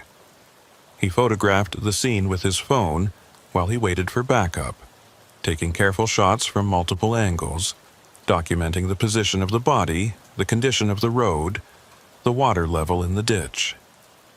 The rain continued to fall, washing away evidence with every passing second, turning what should have been a straightforward accident investigation into something more complicated. 20 minutes later, the first backup unit arrived, followed by a parish coroner's van, and finally a black SUV that Beauregard recognized as belonging to Mireille Guidry, the district attorney's chief investigator. Guidry was in her 50s, a former New Orleans homicide detective who'd moved to Terrebonne Parish after Katrina and built a reputation as someone who didn't let cases die just because they were difficult. She stepped out of her SUV in full rain gear and immediately took charge of the scene, her eyes scanning everything with the kind of methodical intensity that Beauregard had learned to respect. "What do we have, Trooper?" Guidry asked, moving to the edge of the ditch. Beauregard briefed her on the timeline, the witness statement, the condition of the victim. Guidry listened without interrupting, then knelt at the edge of the ditch, her eyes moving over the body with professional detachment. "He crawled," she said after a moment. "See the track marks in the mud? He was hit somewhere else, managed to get into the ditch, tried to move, but didn't make it far." "That's what I thought," Beauregard said. "But here's the problem. If he was hit on this road and ended up in the ditch here, where's the impact site? I drove this whole stretch coming in. No skid marks, no debris, no signs of impact." Guidry stood up, her face thoughtful. "So either he was hit somewhere else and made it here on his own, or someone moved him after impact. How far could someone crawl with injuries like that?" "Depends on the injuries and the person. I've seen trauma victims walk half a mile with fatal wounds before they collapsed. But in this rain, in this terrain?" She shook her head. "I don't know. We need to search the surrounding area, see if we can find the actual impact site." They organized a search, spreading out along Parish Road 24 in both directions, looking for signs of a collision. The rain made everything harder, washing away tire marks and blood and the small pieces of evidence that normally told the story of what happened. Beauregard walked north, examining the roadside carefully, looking for broken vegetation, disturbed gravel, anything that might indicate where a vehicle had left the road or struck something. Half a mile from the body, he found it, not on the road itself, but on a narrow service track that branched off toward a fishing dock. The track was barely visible, more mud than road at this point, but there were fresh tire tracks, the deep kind that came from a heavy vehicle moving fast and then braking hard. Beauregard followed the tracks carefully, photographing as he went. 50 feet down the track, near where it opened onto a small clearing with a boat ramp, he found blood. Not a lot, but enough to be visible even in the rain, a spray pattern on the trunk of a cypress tree that suggested impact at speed. He marked the location with evidence flags and called Guidry over. She examined the blood, the tire tracks, the position relative to the body's location, and her face hardened. He was hit here. Vehicle came down this track fast, struck him near the tree, kept going. Victim crawled back to the main road, got into the ditch, died there. "Why would someone be standing here?" Beauregard asked, looking around the clearing. It was isolated, nothing but water and trees and the boat ramp, which was currently half submerged by the risen bayou. What was he doing? Guidry walked to the boat ramp, studying it carefully. This is private access, part of the Lafourche Marina system. You need a key to use it, and there's supposed to be a log of who comes and goes. She pulled out her phone, made a call, spoke in low tones. When she hung up, her expression was grim. "The marina manager says no one was scheduled to use this ramp today. The last logged use was 3 days ago, before the rain started." "So our victim was here without authorization?" "Maybe. Or maybe he had authorization, but it wasn't logged." Guidry looked at the water. at the blood on the tree, at the tire tracks that were already filling with water. We need to identify the victim before we can figure out what he was doing here. The coroner arrived with 2 assistants and began the process of recovering the body from the ditch. It took an hour in the driving rain, carefully extracting the victim from water that was now waist-deep and rising. When they finally got him onto dry ground, Beauregard got his first clear look at the man's face. He was maybe 50, weathered and lean, with the kind of calloused hands that spoke of manual labor. His clothes were work clothes, canvas pants and a heavy cotton shirt, both torn and blood-stained. In his front pocket they found a wallet with a Louisiana driver's license identifying him as Thomas Breaux, address in Thibodaux. No phone, no keys, no other identification. Beauregard ran the name and address through his system. Thomas Breaux came back with no criminal record, no warrants, nothing to indicate who he was or why he'd been on a private boat ramp in a rainstorm. The address listed was a small house in a working-class neighborhood in Thibodaux. "I'll send a unit to do death notification," Guidry said, making notes in her waterproof notebook. "Meanwhile, we need to find the vehicle that hit him. Those tire tracks are distinctive. Looks like heavy-duty truck tires, probably commercial or industrial." She looked at Beauregard. "Your witness, Dugas. He's the harbor master, right? He would know about boats coming and going, about who uses these private ramps. You think he's involved?" Guidry's expression was carefully neutral. "I think he's a witness who happened to be driving on a rarely used road during a rainstorm and happened to find a body in a ditch. That's either a coincidence or something else. We need to find out which." They drove back to where Dugas was waiting with another trooper. The harbor master looked exhausted, soaked to the bone despite his rain gear, and there was something in his eyes that Beauregard couldn't quite read. Guilt, fear, or just the shock of finding a dead man. Guidry approached him with the kind of careful professionalism that put people at ease while simultaneously making them aware they were being interrogated. "Mr. Dugas, I'm Investigator Guidry with the District Attorney's Office. I need to ask you a few more questions about your timeline today." Dugas nodded. "Sure, anything to help." "You said you were checking tie-downs at the marina. Which marina specifically?" "The main Huma facility on Bayou Terrebonne. We've got about 200 slips, and with rain like this we need to make sure everything is secure. Boats break loose, they can cause a lot of damage. What time did you leave the marina?" Dugas thought for a moment. "Around 17:30, maybe 17:45. Wanted to beat the worst of the evening traffic." "And you drove straight here? No stops?" A pause, barely perceptible, but there. "I stopped for gas in Thibodaux, topped off the tank." Guidry made a note. "Which station?" "The racetrack off Canal Boulevard." "What time?" "Maybe 18:15, 18:20. Guidry looked at Beauregard, and he could see her doing the math. Huma to Thibodaux was about 20 minutes in good weather, maybe 30 in rain. At a gas stop and Dugas's timeline worked, but it was tight.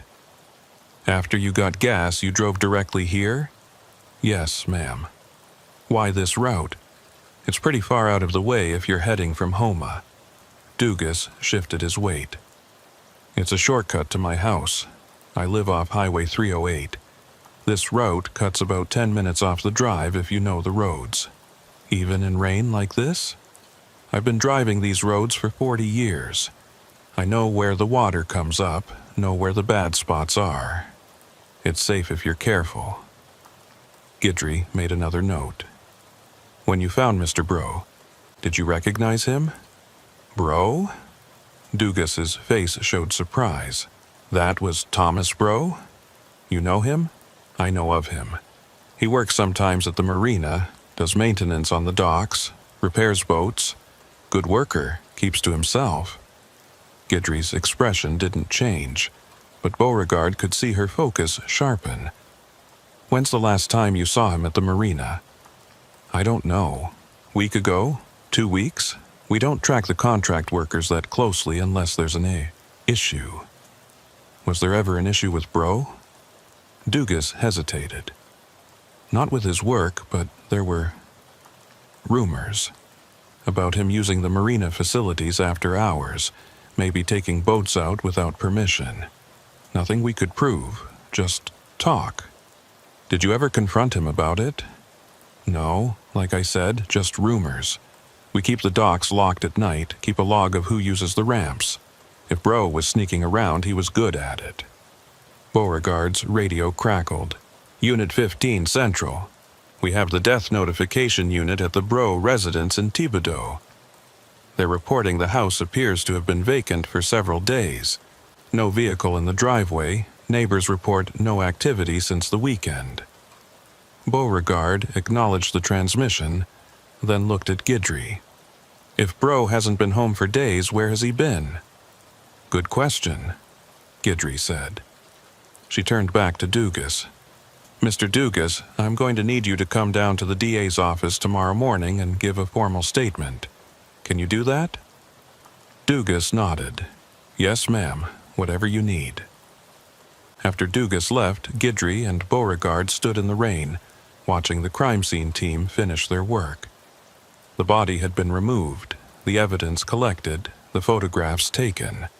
Now, all that was left was water and mud, and the slowly disappearing traces of something violent that had happened in the middle of nowhere. "You think Dugas is lying?" Beauregard asked. Guidry was quiet for a long moment. "I think his timeline is tight, and I think he knew the victim, and I think he's a harbor master who would know how to move boats around without logging them. But none of that means he ran Bro down. So, what do? We follow the evidence. We find out what Bro was doing on that boat ramp. We find the vehicle that hit him, and we build a timeline that either clears Dugas or puts him at the scene." She looked at Beauregard. "This rain is going to keep falling for another day at least. Water's going to keep rising. If there's evidence we haven't found yet, we need to find it now, before the bayou swallows everything." They worked through the night, Beauregard and a team of investigators combing the area around the boat ramp, searching for anything that might explain what happened. At 0243 hours, one of the crime scene techs found something wedged under a piling near the boat ramp, partially submerged in water that was now over the ramp entirely. It was a flashlight, heavy duty, the kind used by marina workers. Inside the battery compartment was a piece of paper, folded tight and protected from water by the rubber seal. Beauregard opened it carefully, unfolding paper that was damp but still legible. What he saw made his chest tighten. It was a schedule, handwritten, listing boat names, dates, and times. The entries went back 3 months, all on dates after the marina's official closing time.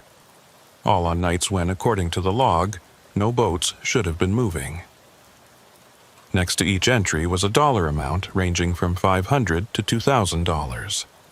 The last entry was dated 2 days ago. Boat name, Evangeline. Time, 2100 hours. Amount, 1800. No notation about what the payment was for, but Beauregard could guess. Someone was running boats after hours, using the marina facilities without authorization, and Thomas Bro had been keeping records. "This is a smuggling operation," Guidry said when Beauregard showed her the paper. "Has to be. Boats moving at night. Cash payments, no official logs. Bro was either part of it or documenting it. And if he was documenting it, someone might have wanted to stop him," Beauregard added. They drove to the Homa Marina at 400 hours, arriving just as the rain was beginning to lighten. The facility was dark except for security lights that turned the rain into silver curtains.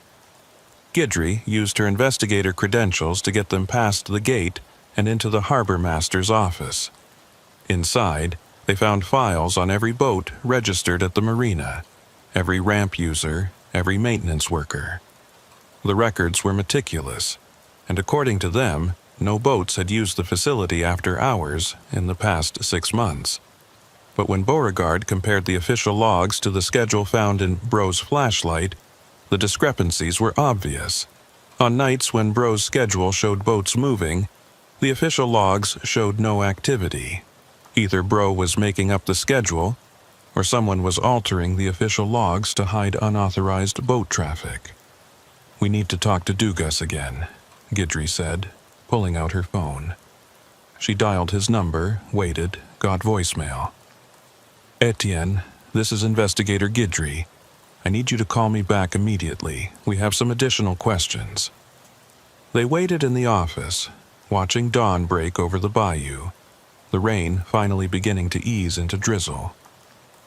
At 06:35, Guidry's phone rang. But it wasn't Dugas. It was one of the parish deputies. "Investigator, we've got a situation at Bayou Black Bridge. Someone called in a vehicle in the water, pickup truck. We're pulling it out now, but there's a problem." "What kind of problem?" "The truck has damage to the front end consistent with striking something, and there's blood on the grill. Truck is registered to Etienne Dugas." Beauregard felt his stomach drop. They drove to Bayou Black Bridge at high speed, arriving to find a scene of controlled chaos. A tow truck was winching a pickup out of the water, the same pickup that had been at the scene last night when Dugas reported finding the body. The truck emerged from the bayou slowly, water streaming from its cab, and as it came clear, Beauregard could see the damage. The front bumper was crumpled, the headlight on the passenger side smashed, and there was definitely blood on the grill, dark streaks that the water hadn't completely washed away. But there was no sign of Dugas. Deputies searched the area around the bridge, looking for any indication that Dugas had been in the truck when it went into the water, but found nothing. No body, no personal effects, no explanation for how the truck ended up in the bayou. Guidry examined the truck carefully, photographing the damage, comparing it to the injuries on Thomas Bro. "This is the vehicle that hit him," she said. "The damage pattern matches, the height is right, and I'm betting that blood is going to come back as Bro's." "So Dugas ran him down, then reported finding the body to cover his tracks?" Beauregard asked. "Maybe. Or maybe someone else drove Dugas's truck, hit Bro, then ditched the truck in the bayou to frame Dugas." Guidry pulled out her phone again, dialed Dugas's number. Still voicemail. "We need to find him. If he's running, that's evidence of guilt. If he's not running, someone might have wanted to silence him the same way they silenced Bro." They put out an attempt to locate on Dugas, contacted his family, checked his house. Everything came back negative.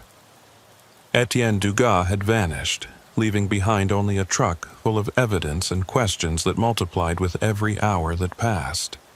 3 days later, with the rain finally stopped and the bayou beginning to recede, they found him. Not in the water, not in hiding, but walking into the DA's office with a lawyer, ready to give a statement. He looked like he'd aged 10 years in 72 hours, his face haggard, his eyes haunted. With his lawyer present, Dugas told them everything. He'd been running the smuggling operation for 2 years, using his position as harbor master to move boats at night, transporting marijuana and sometimes harder drugs up from the Gulf, using the parish's network of waterways to distribute product inland. Thomas Bro had been part of it initially, working security and helping with the boat operations. But Bro had gotten nervous, started keeping records, started talking about going to law enforcement. "I didn't mean to kill him," Dugas said, his voice breaking. "I just wanted to scare him, make him understand he needed to keep quiet." I followed him to the boat ramp that night, confronted him about the records he was keeping. He ran, I got in my truck to follow, and He stopped, covered his face with his hands. "I hit him, I didn't mean to. I swear I didn't mean to, but once it happened, I panicked. I thought if I reported finding the body, if I acted like a concerned citizen, no one would suspect me. Guidry's face was stone. And your truck?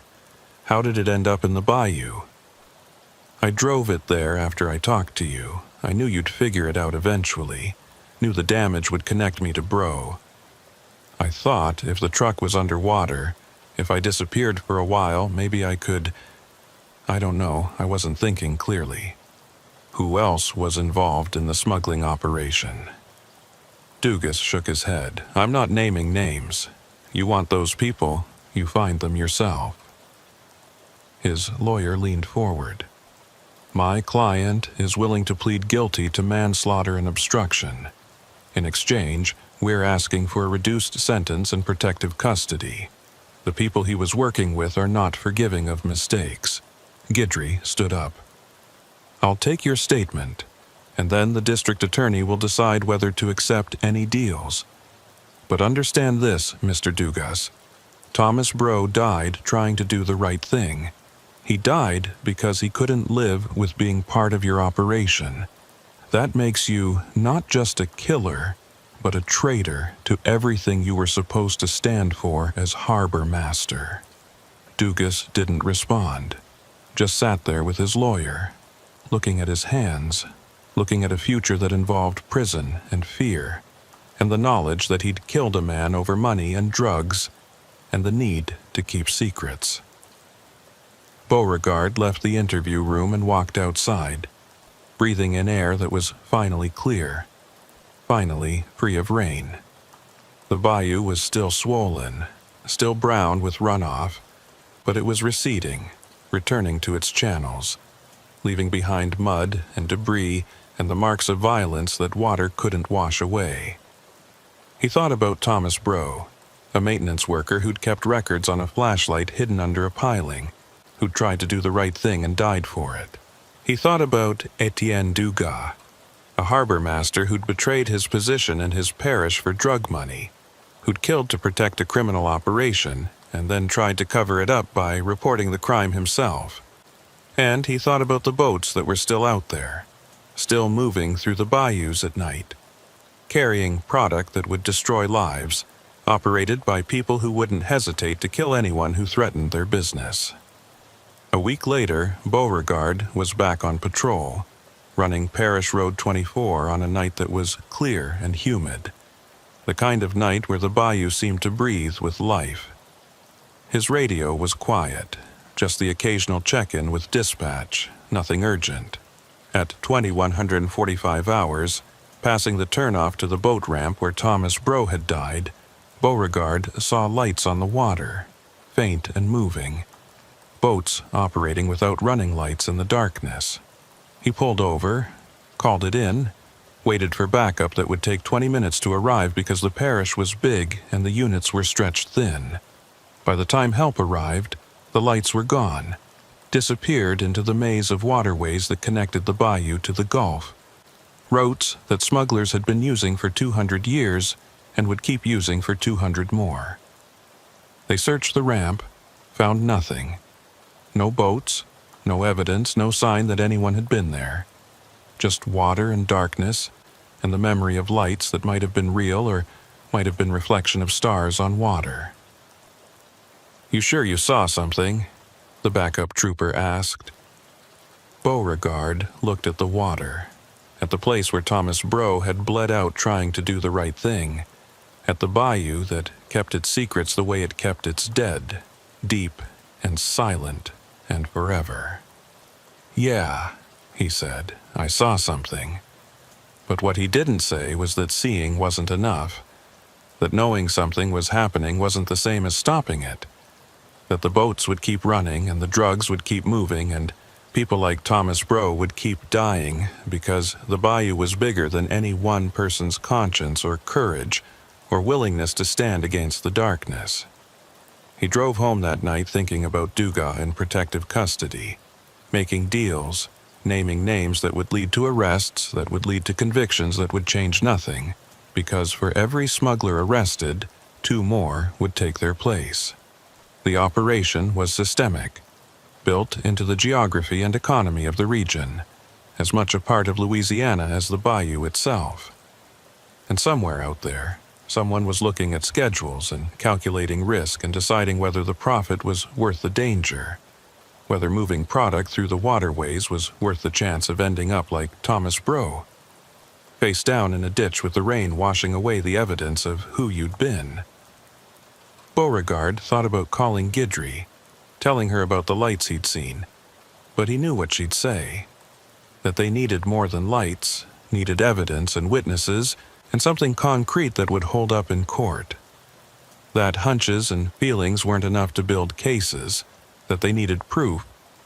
So he said nothing, just filed a routine report about a suspicious sighting that led nowhere, and went home to an empty apartment and tried to sleep in a bed that felt too big for one person. His wife had left 2 years ago, tired of the hours and the stress and the way he brought the job home with him, the way he couldn't let go of the things he saw and the things he couldn't stop. He didn't blame her. Some mornings he looked in the mirror and didn't recognize the person looking back, saw someone older and harder and tired in a way that sleep couldn't fix. The trial of Etienne Dugas took 4 months to prepare and lasted 2 weeks. The defense argued that Brough's death was accidental, that Dugas had panicked and made bad decisions but hadn't intended to kill anyone. The prosecution argued that Dugas had known exactly what he was doing, that he'd used his position to run a criminal enterprise and had killed to protect it. The jury deliberated for 8 hours and came back with a verdict of guilty on all counts: manslaughter, obstruction of justice, operating a criminal enterprise. Dugas was sentenced to 25 years in state prison. On the day of sentencing, Beauregard sat in the courtroom and watched Dugas being led away in shackles, and felt nothing. No satisfaction, no sense of closure, just the hollow knowledge that one more person was going to prison, and the boats were still running, and the bayou was still full of secrets. He went back to work, running his patrol routes, watching the water, looking for the signs that most people missed. A month after the sentencing, he got a call from Guidry. "Trooper Fontenot? I thought you'd want to know." "No. We arrested 3 more people connected to the smuggling ring Dugas was running. Used his testimony to build cases, get warrants, flip some of the lower-level operators."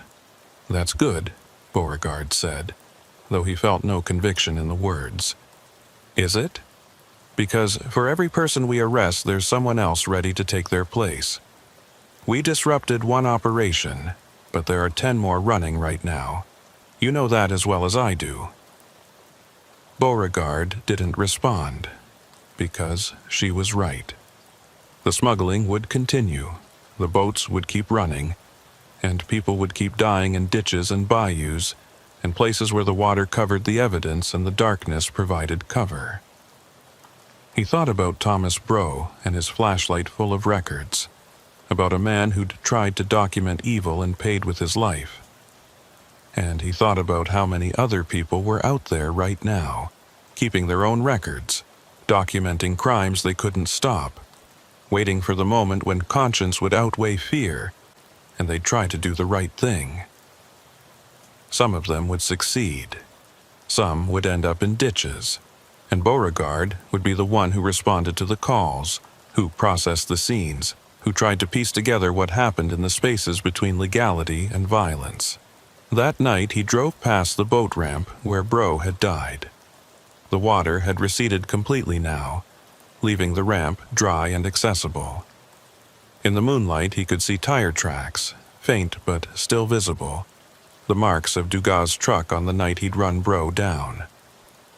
The tracks would fade eventually, worn away by weather and time and the passage of other vehicles.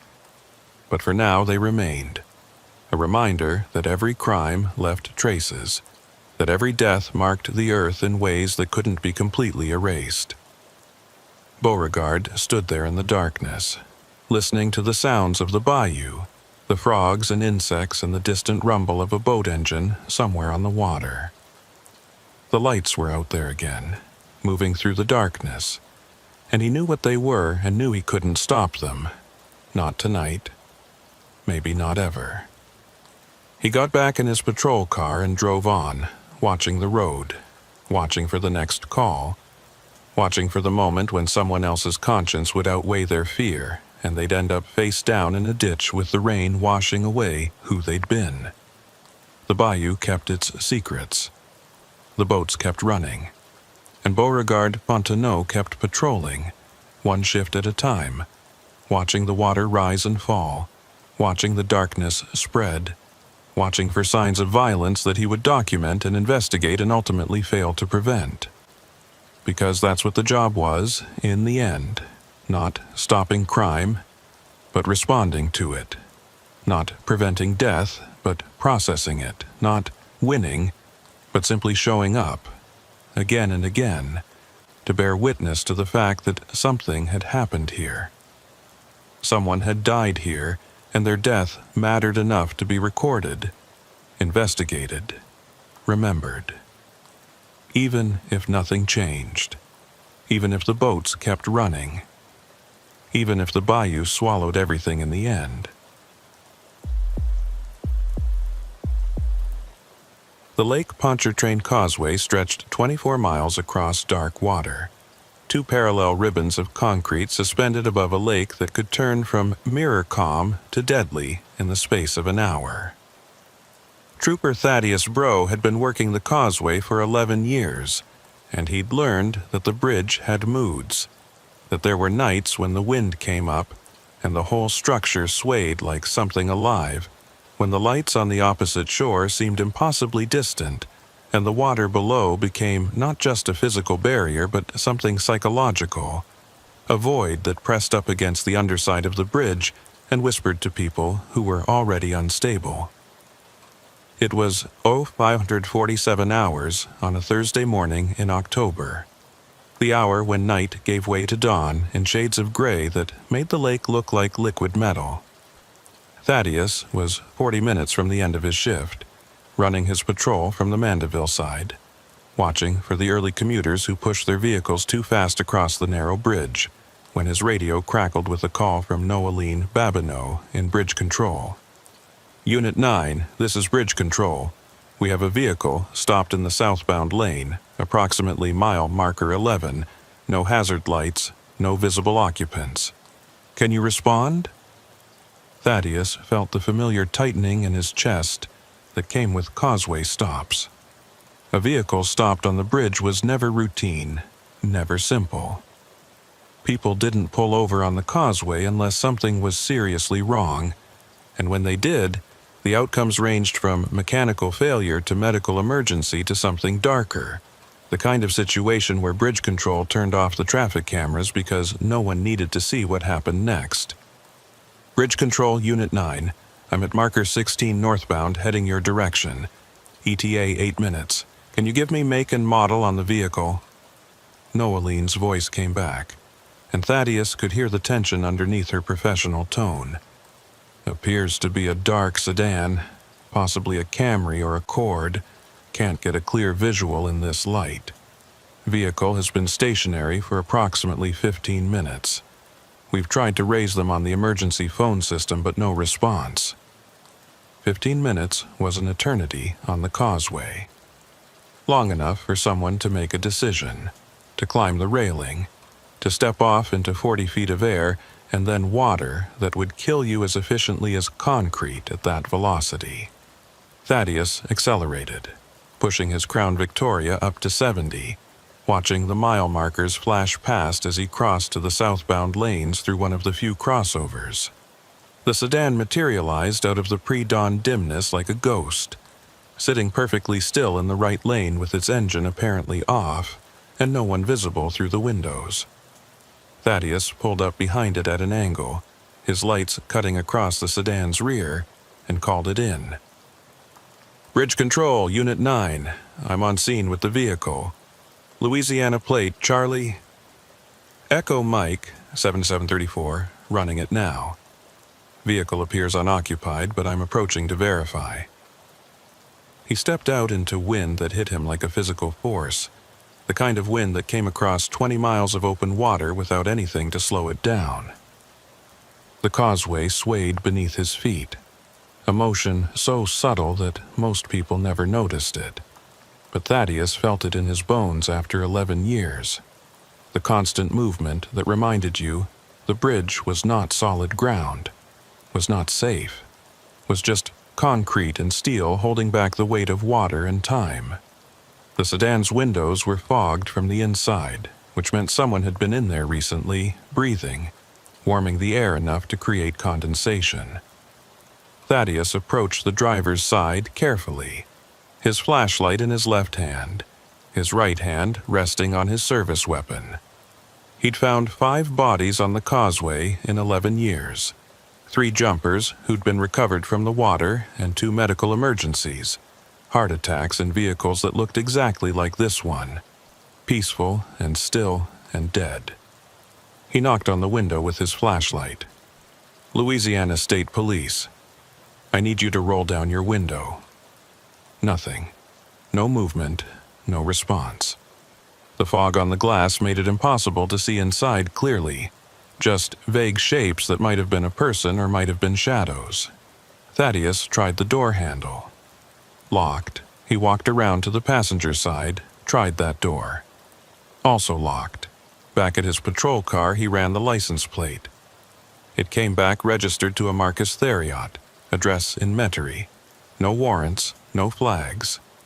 The registration was current, no issues. He called Noeline. "Bridge Control Unit 9. Vehicle is registered to a Marcus Theriot from Metairie. I can't see inside due to window fog and both doors are locked. I'm going to need access to your camera footage for this section. I want to see when this vehicle stopped and whether anyone got out." There was a pause, longer than there should have been. Then Noeline came back, and her voice had changed, become careful and measured in a way that set off alarms in Thaddeus's head. "Unit 9, we have a problem with the footage. The cameras for this section went offline at 0532 hours, approximately 2 minutes before the vehicle appeared on our tracking system. We have no visual record of the vehicle stopping or anyone exiting." Thaddeus felt cold spread through his chest. "What do you mean, offline? Multiple cameras?" 3 cameras covering markers 10 through 12 all went offline simultaneously. System shows it as a power fluctuation, but that shouldn't affect multiple cameras on independent circuits. When's the last time you had a power fluctuation take out multiple cameras? Another pause. "Never. I've been working bridge control for 8 years. This has never happened." Thaddeus looked at the sedan, sitting perfectly still in the growing light, and felt the bridge sway beneath his feet. Something was wrong here. Wrong in a way that went beyond mechanical failure or medical emergency. Wrong in a way that made his instincts scream. "Bridge Control, I need you to contact Captain Delahousse and get him on the line. I also need you to pull any footage from adjacent cameras, see if we can track where this vehicle came from." "Copy that, Unit 9. Stand by." Thaddeus walked back to the sedan, studying it more carefully. The vehicle was clean, well-maintained. No obvious damage or signs of distress. The tires were good. The paint was intact. Nothing to indicate this was a vehicle in mechanical trouble. He tried to wipe the fog from the driver's window, but it was on the inside, beyond his reach. Using his flashlight, he pressed it against the glass and looked through the narrow circle of clarity it created. What he saw made his breath catch. There was someone in the driver's seat. A man, middle-aged, wearing a business suit, his hands resting on the steering wheel in perfect 10-2 position. His eyes were open, staring straight ahead, and his face was utterly expressionless. Thaddeus rapped on the window again, harder this time. Sir, I need you to respond. Roll down your window."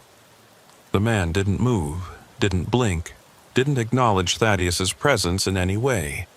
Just sat there staring straight ahead with his hands on the wheel like a mannequin.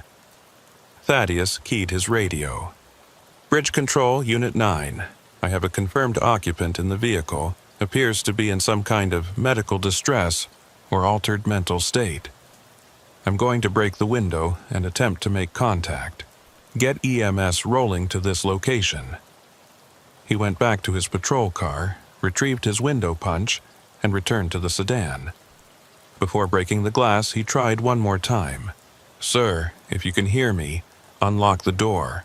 I'm here to help." Nothing. Thaddeus positioned the window punch against the driver's side window and struck it once, hard. The safety glass shattered into 1,000 pieces, cascading into the vehicle's interior in a glittering waterfall.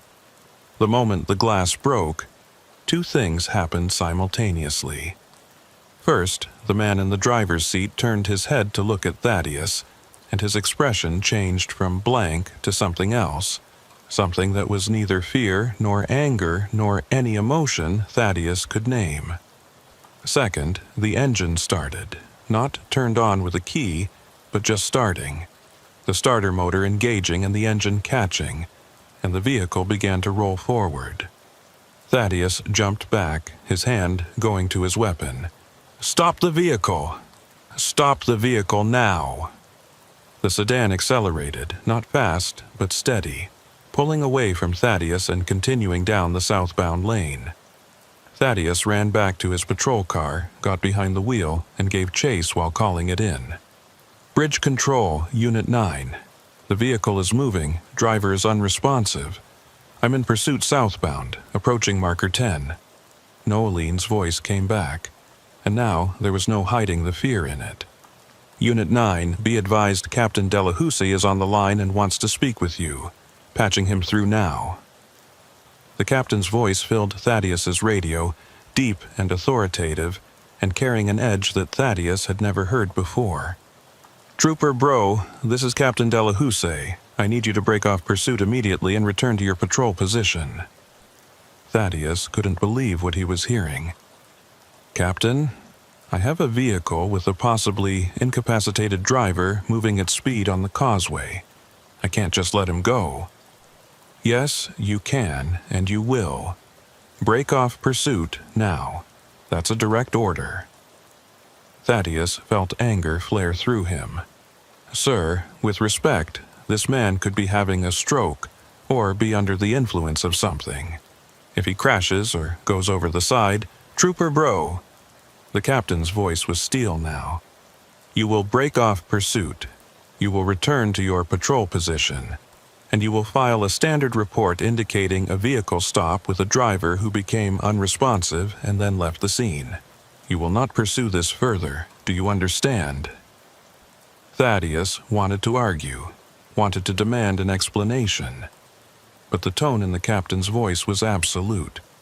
Whatever was happening here, it went above Thaddeus's pay grade and into territory where questions weren't welcome. "Copy that, Captain. Breaking off pursuit." He slowed his patrol car, watching the sedan pull away, watching it disappear into the growing light as it headed toward the Metairie side of the lake. The man in the driver's seat never looked back, never swerved, just drove with mechanical precision like someone following a route they'd memorized so completely it required no thought. Thaddeus pulled over on the shoulder, his hands shaking slightly on the wheel, and tried to process what had just happened. The captain had ordered him to stand down, had told him to file a minimal report, had shut down what should have been a serious investigation into a driver who was clearly impaired or in medical distress.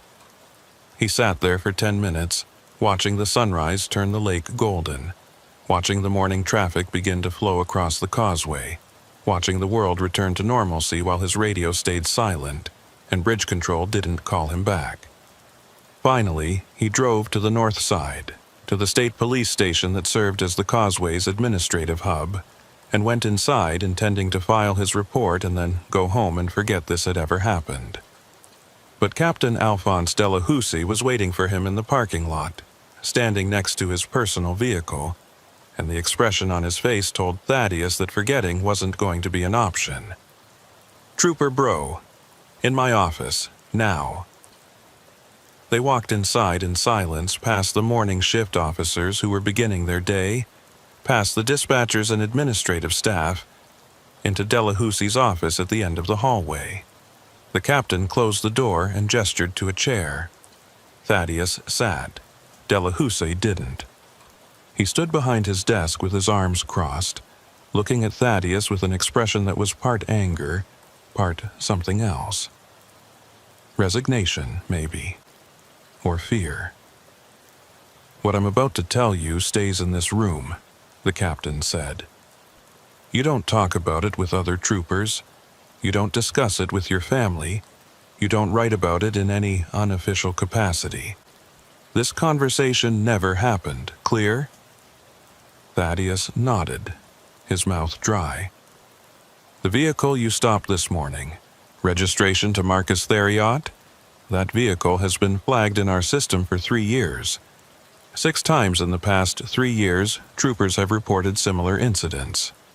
Vehicle stopped on the causeway, unresponsive driver, camera failures, driver ultimately leaves the scene. Every time, the same vehicle, the same driver, the same pattern."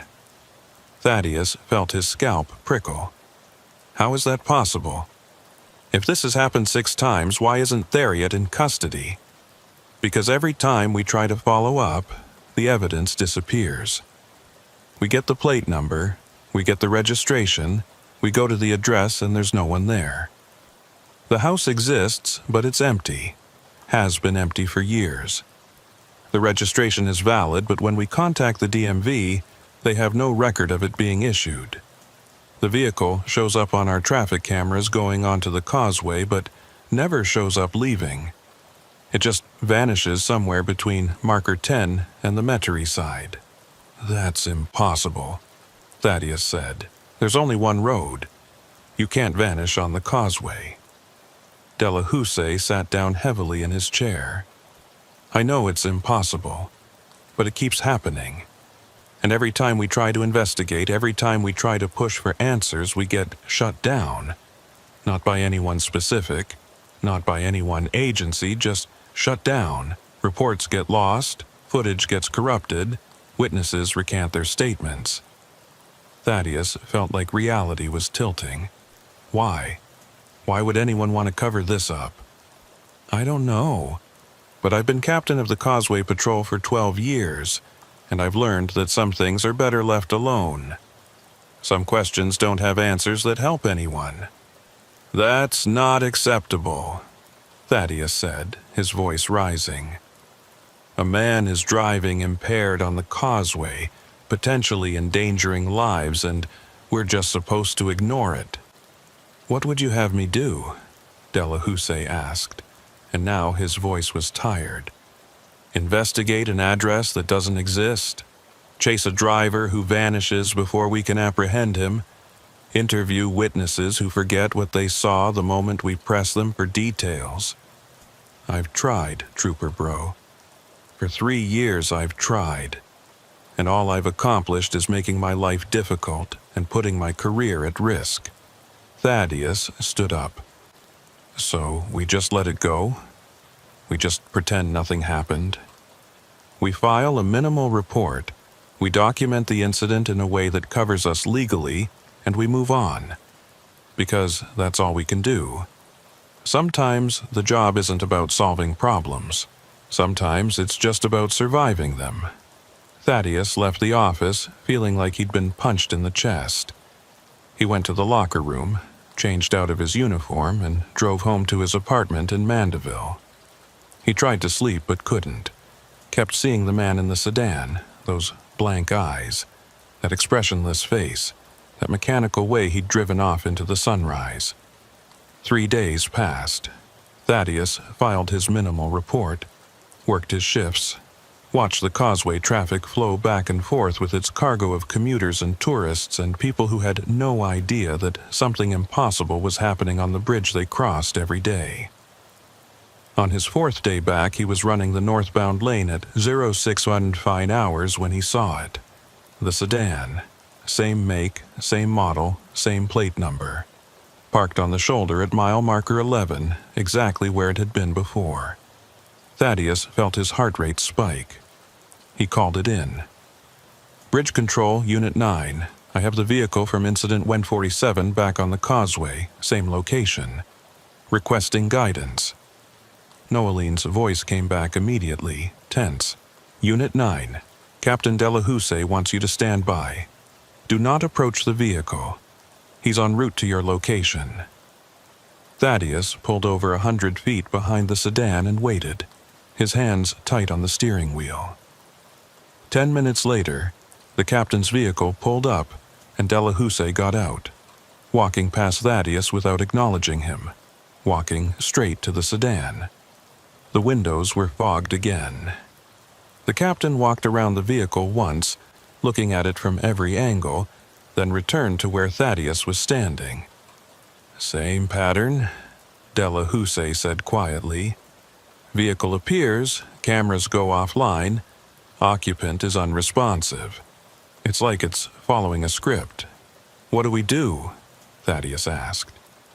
We wait, we document, and we see if maybe this time something will be different. They stood there for 45 minutes, watching the sedan sit motionless as morning traffic flowed past on the left lane. Bridge Control reported that the cameras were offline again. Same 3 units, same power fluctuation explanation that explained nothing. At 0703 hours, the sedan's engine started. No visible driver, no key turning, just the engine engaging and the vehicle beginning to roll forward. This time, Thaddeus and Delahousse both got in their vehicles and followed, keeping a careful distance. The sedan drove south at exactly 55 miles per hour, staying in the right lane, never varying its speed, never showing any sign that a human being was controlling it. At mile marker 5, approaching the Metairie side, the sedan simply stopped. In the middle of the lane, no warning, just a complete stop that forced Thaddeus to brake hard to avoid rear-ending it. Delahousse pulled up beside him, both of them blocking traffic that was beginning to pile up behind them. The captain got on his radio. Bridge Control, halt all southbound traffic at marker 7. We're closing the causeway for emergency response. They approached the sedan together, one on each side. The windows were clearing now, the fog dissipating, and through the glass Thaddeus could see the driver clearly for the first time. It was a man, middle-aged, wearing a business suit. But his face was wrong, the skin waxy and pale, the eyes open but not seeing. Delahousse tried the driver's door. It opened. Inside, the man sat with his hands on the wheel, his seatbelt fastened, his expression slack. Delahousse checked for a pulse. Nothing. He's dead, the captain said quietly. Probably has been for a while. They called for the coroner, for crime scene investigation, for every protocol that comes with an unexplained death. While they waited, Thaddeus searched the vehicle. In the glove box, he found a registration that showed the vehicle belonged to Marcus Theriot, address in Metairie. In the center console, he found a wallet with a driver's license that matched the dead man's face. Marcus Theriot. Date of birth showed he was 53 years old. The license had expired 3 years ago. In the back seat, Thaddeus found a briefcase. Inside were documents, business papers, contracts dated from 3 years ago. All of them were for a company called Pontchartrain Development, LLC. All of them were signed by Marcus Theriot in his capacity as Chief Financial Officer. When the coroner arrived, she examined the body and frowned. I'll need to do a full autopsy, but preliminary assessment suggests this man has been deceased for approximately 72 hours. Rigor mortis has passed, lividity is fixed. But here's what doesn't make sense. She pointed to the man's hands, still gripping the steering wheel. These pressure marks on the palms, the position of the fingers. This is consistent with someone who was driving. But if he's been dead for 3 days, he couldn't have been driving this vehicle. Could someone else have positioned him after death? Thaddeus asked. The coroner shook her head. The lividity pattern matches the seated position. He died in this car, probably in this position. But the timeline doesn't work. You can't drive a car when you're dead. Delahousse and Thaddeus exchanged a look. The captain pulled Thaddeus aside, spoke in a low voice. We're going to process this scene by the book. Full investigation, full autopsy, complete documentation. But I want you to understand something. Whatever report comes out of this, whatever explanation gets filed, it's not going to answer your questions, because there are no answers. There's just what happened, and what we write down, and the space between them where the truth lives. They worked the scene for 6 hours, photographing, documenting, collecting evidence. The vehicle was towed to the state police impound facility. The body was transported to the parish morgue. Witnesses were interviewed, traffic camera footage was reviewed, the cameras came back online the moment the vehicle stopped, and statements were collected from every trooper and bridge control operator who'd had any contact with the incident. The investigation took 3 months. The autopsy revealed that Marcus Theriot had died of a massive heart attack approximately 72 hours before his body was discovered on the causeway. Toxicology was negative for drugs or alcohol. There were no signs of foul play, no evidence of another person being in the vehicle. The conclusion was death by natural causes, but the autopsy couldn't explain how a dead man had driven 24 miles across the Lake Pontchartrain Causeway, couldn't explain the camera failures, couldn't explain why the vehicle had been reported in the same location 6 times over 3 years, with the same driver showing the same symptoms. The official report, when it was finally filed, listed Marcus Theriot's death as accidental, attributed the camera failures to equipment malfunction, and closed the case. Thaddeus read the report in Captain Delahousse's office, feeling sick. "This is bullshit," he said. "We both know what we saw. We both know this doesn't make sense." Delahousse took the report back, filed it away in a cabinet that Thaddeus noticed was full of similar folders. Dozens of them, maybe hundreds.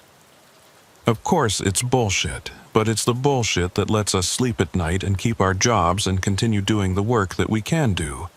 You want to fight this? You want to push for answers? Go ahead. But I'm telling you, as someone who's tried, you'll lose.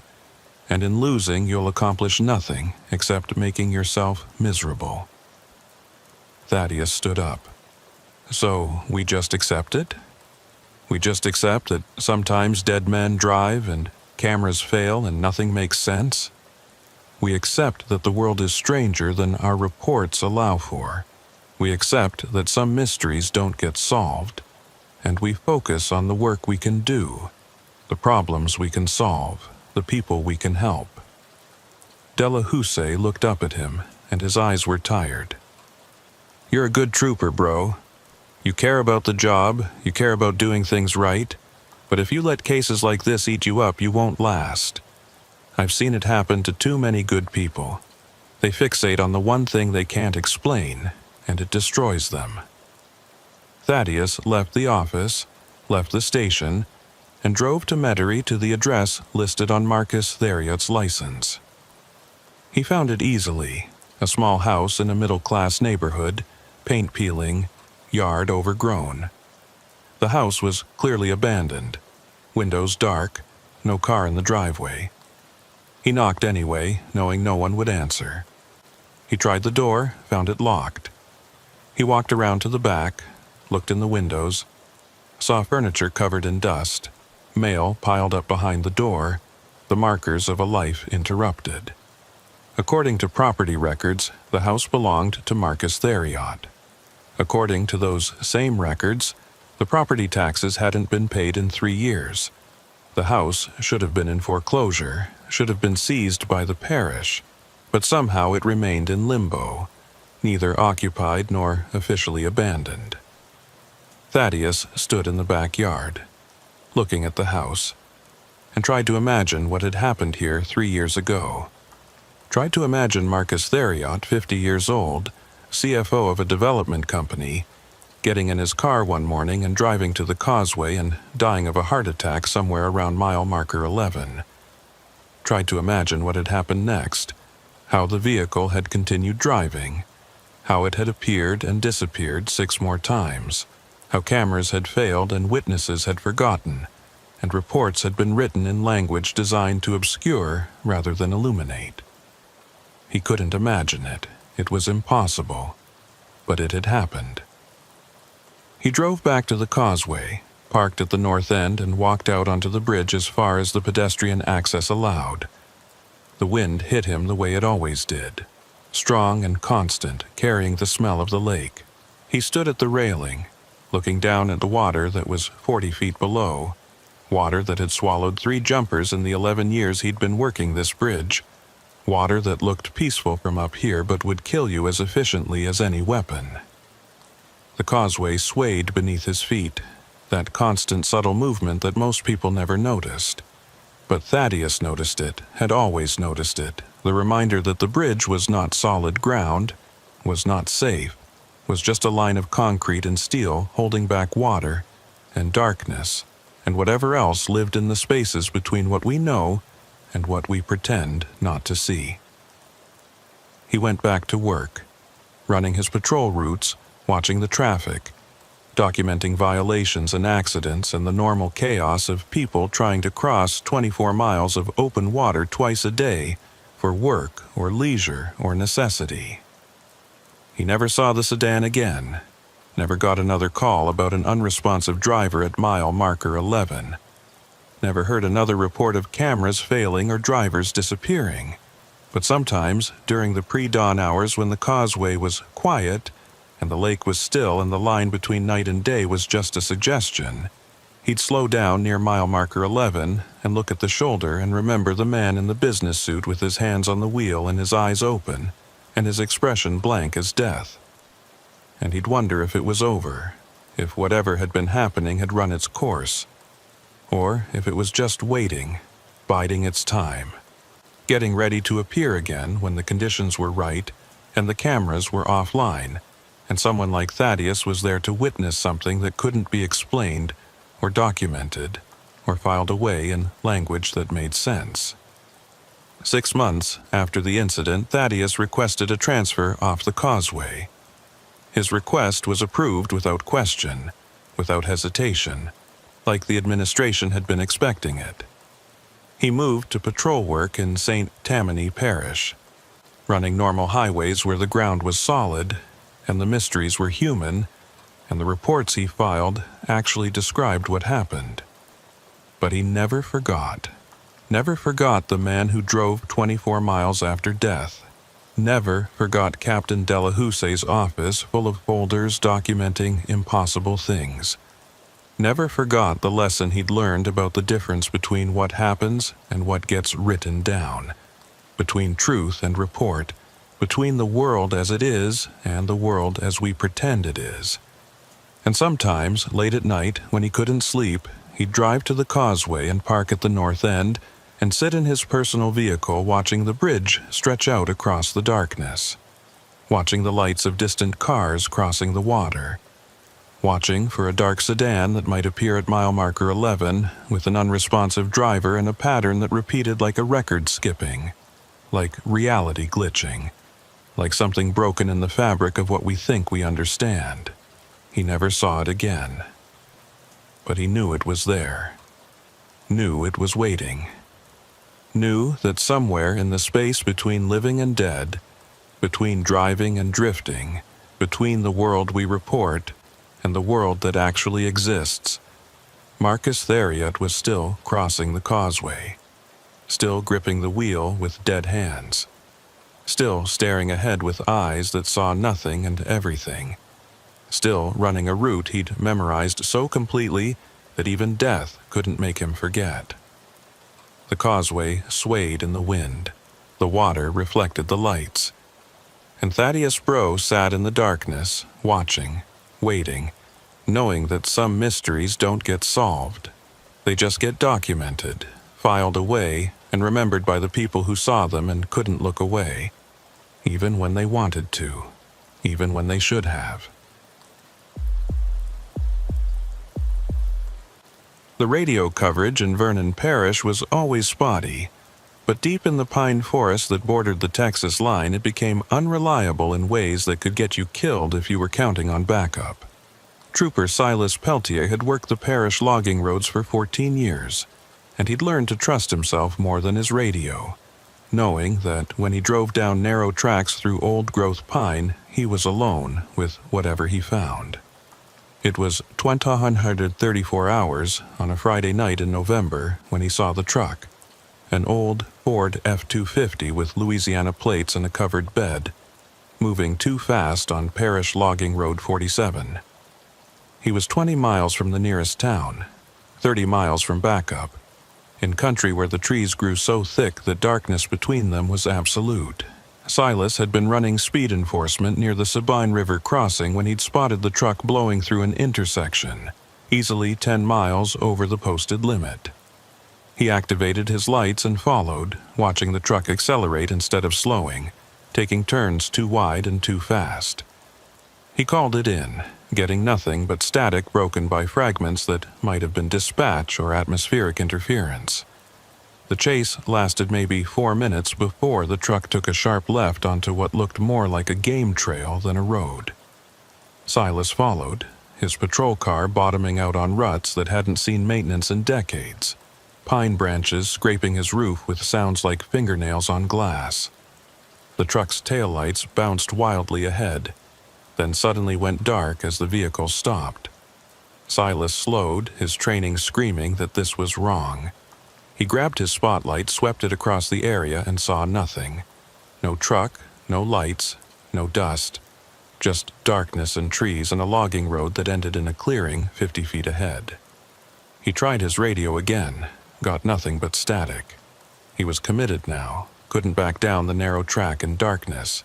He had to go forward. Silas stepped out into air cold and heavy with pine resin, his flashlight cutting through darkness that seemed to push back. The forest was loud with night sounds as he walked forward slowly. The clearing opened up, and what he saw made him stop cold. The truck was there, parked with its door open and engine still ticking as it cooled. But beyond the truck, at the far end of the clearing, was a house.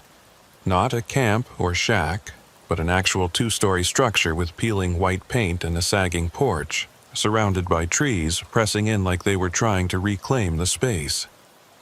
No lights in the windows, no activity, but fresh tire tracks led from the truck to a path toward the house.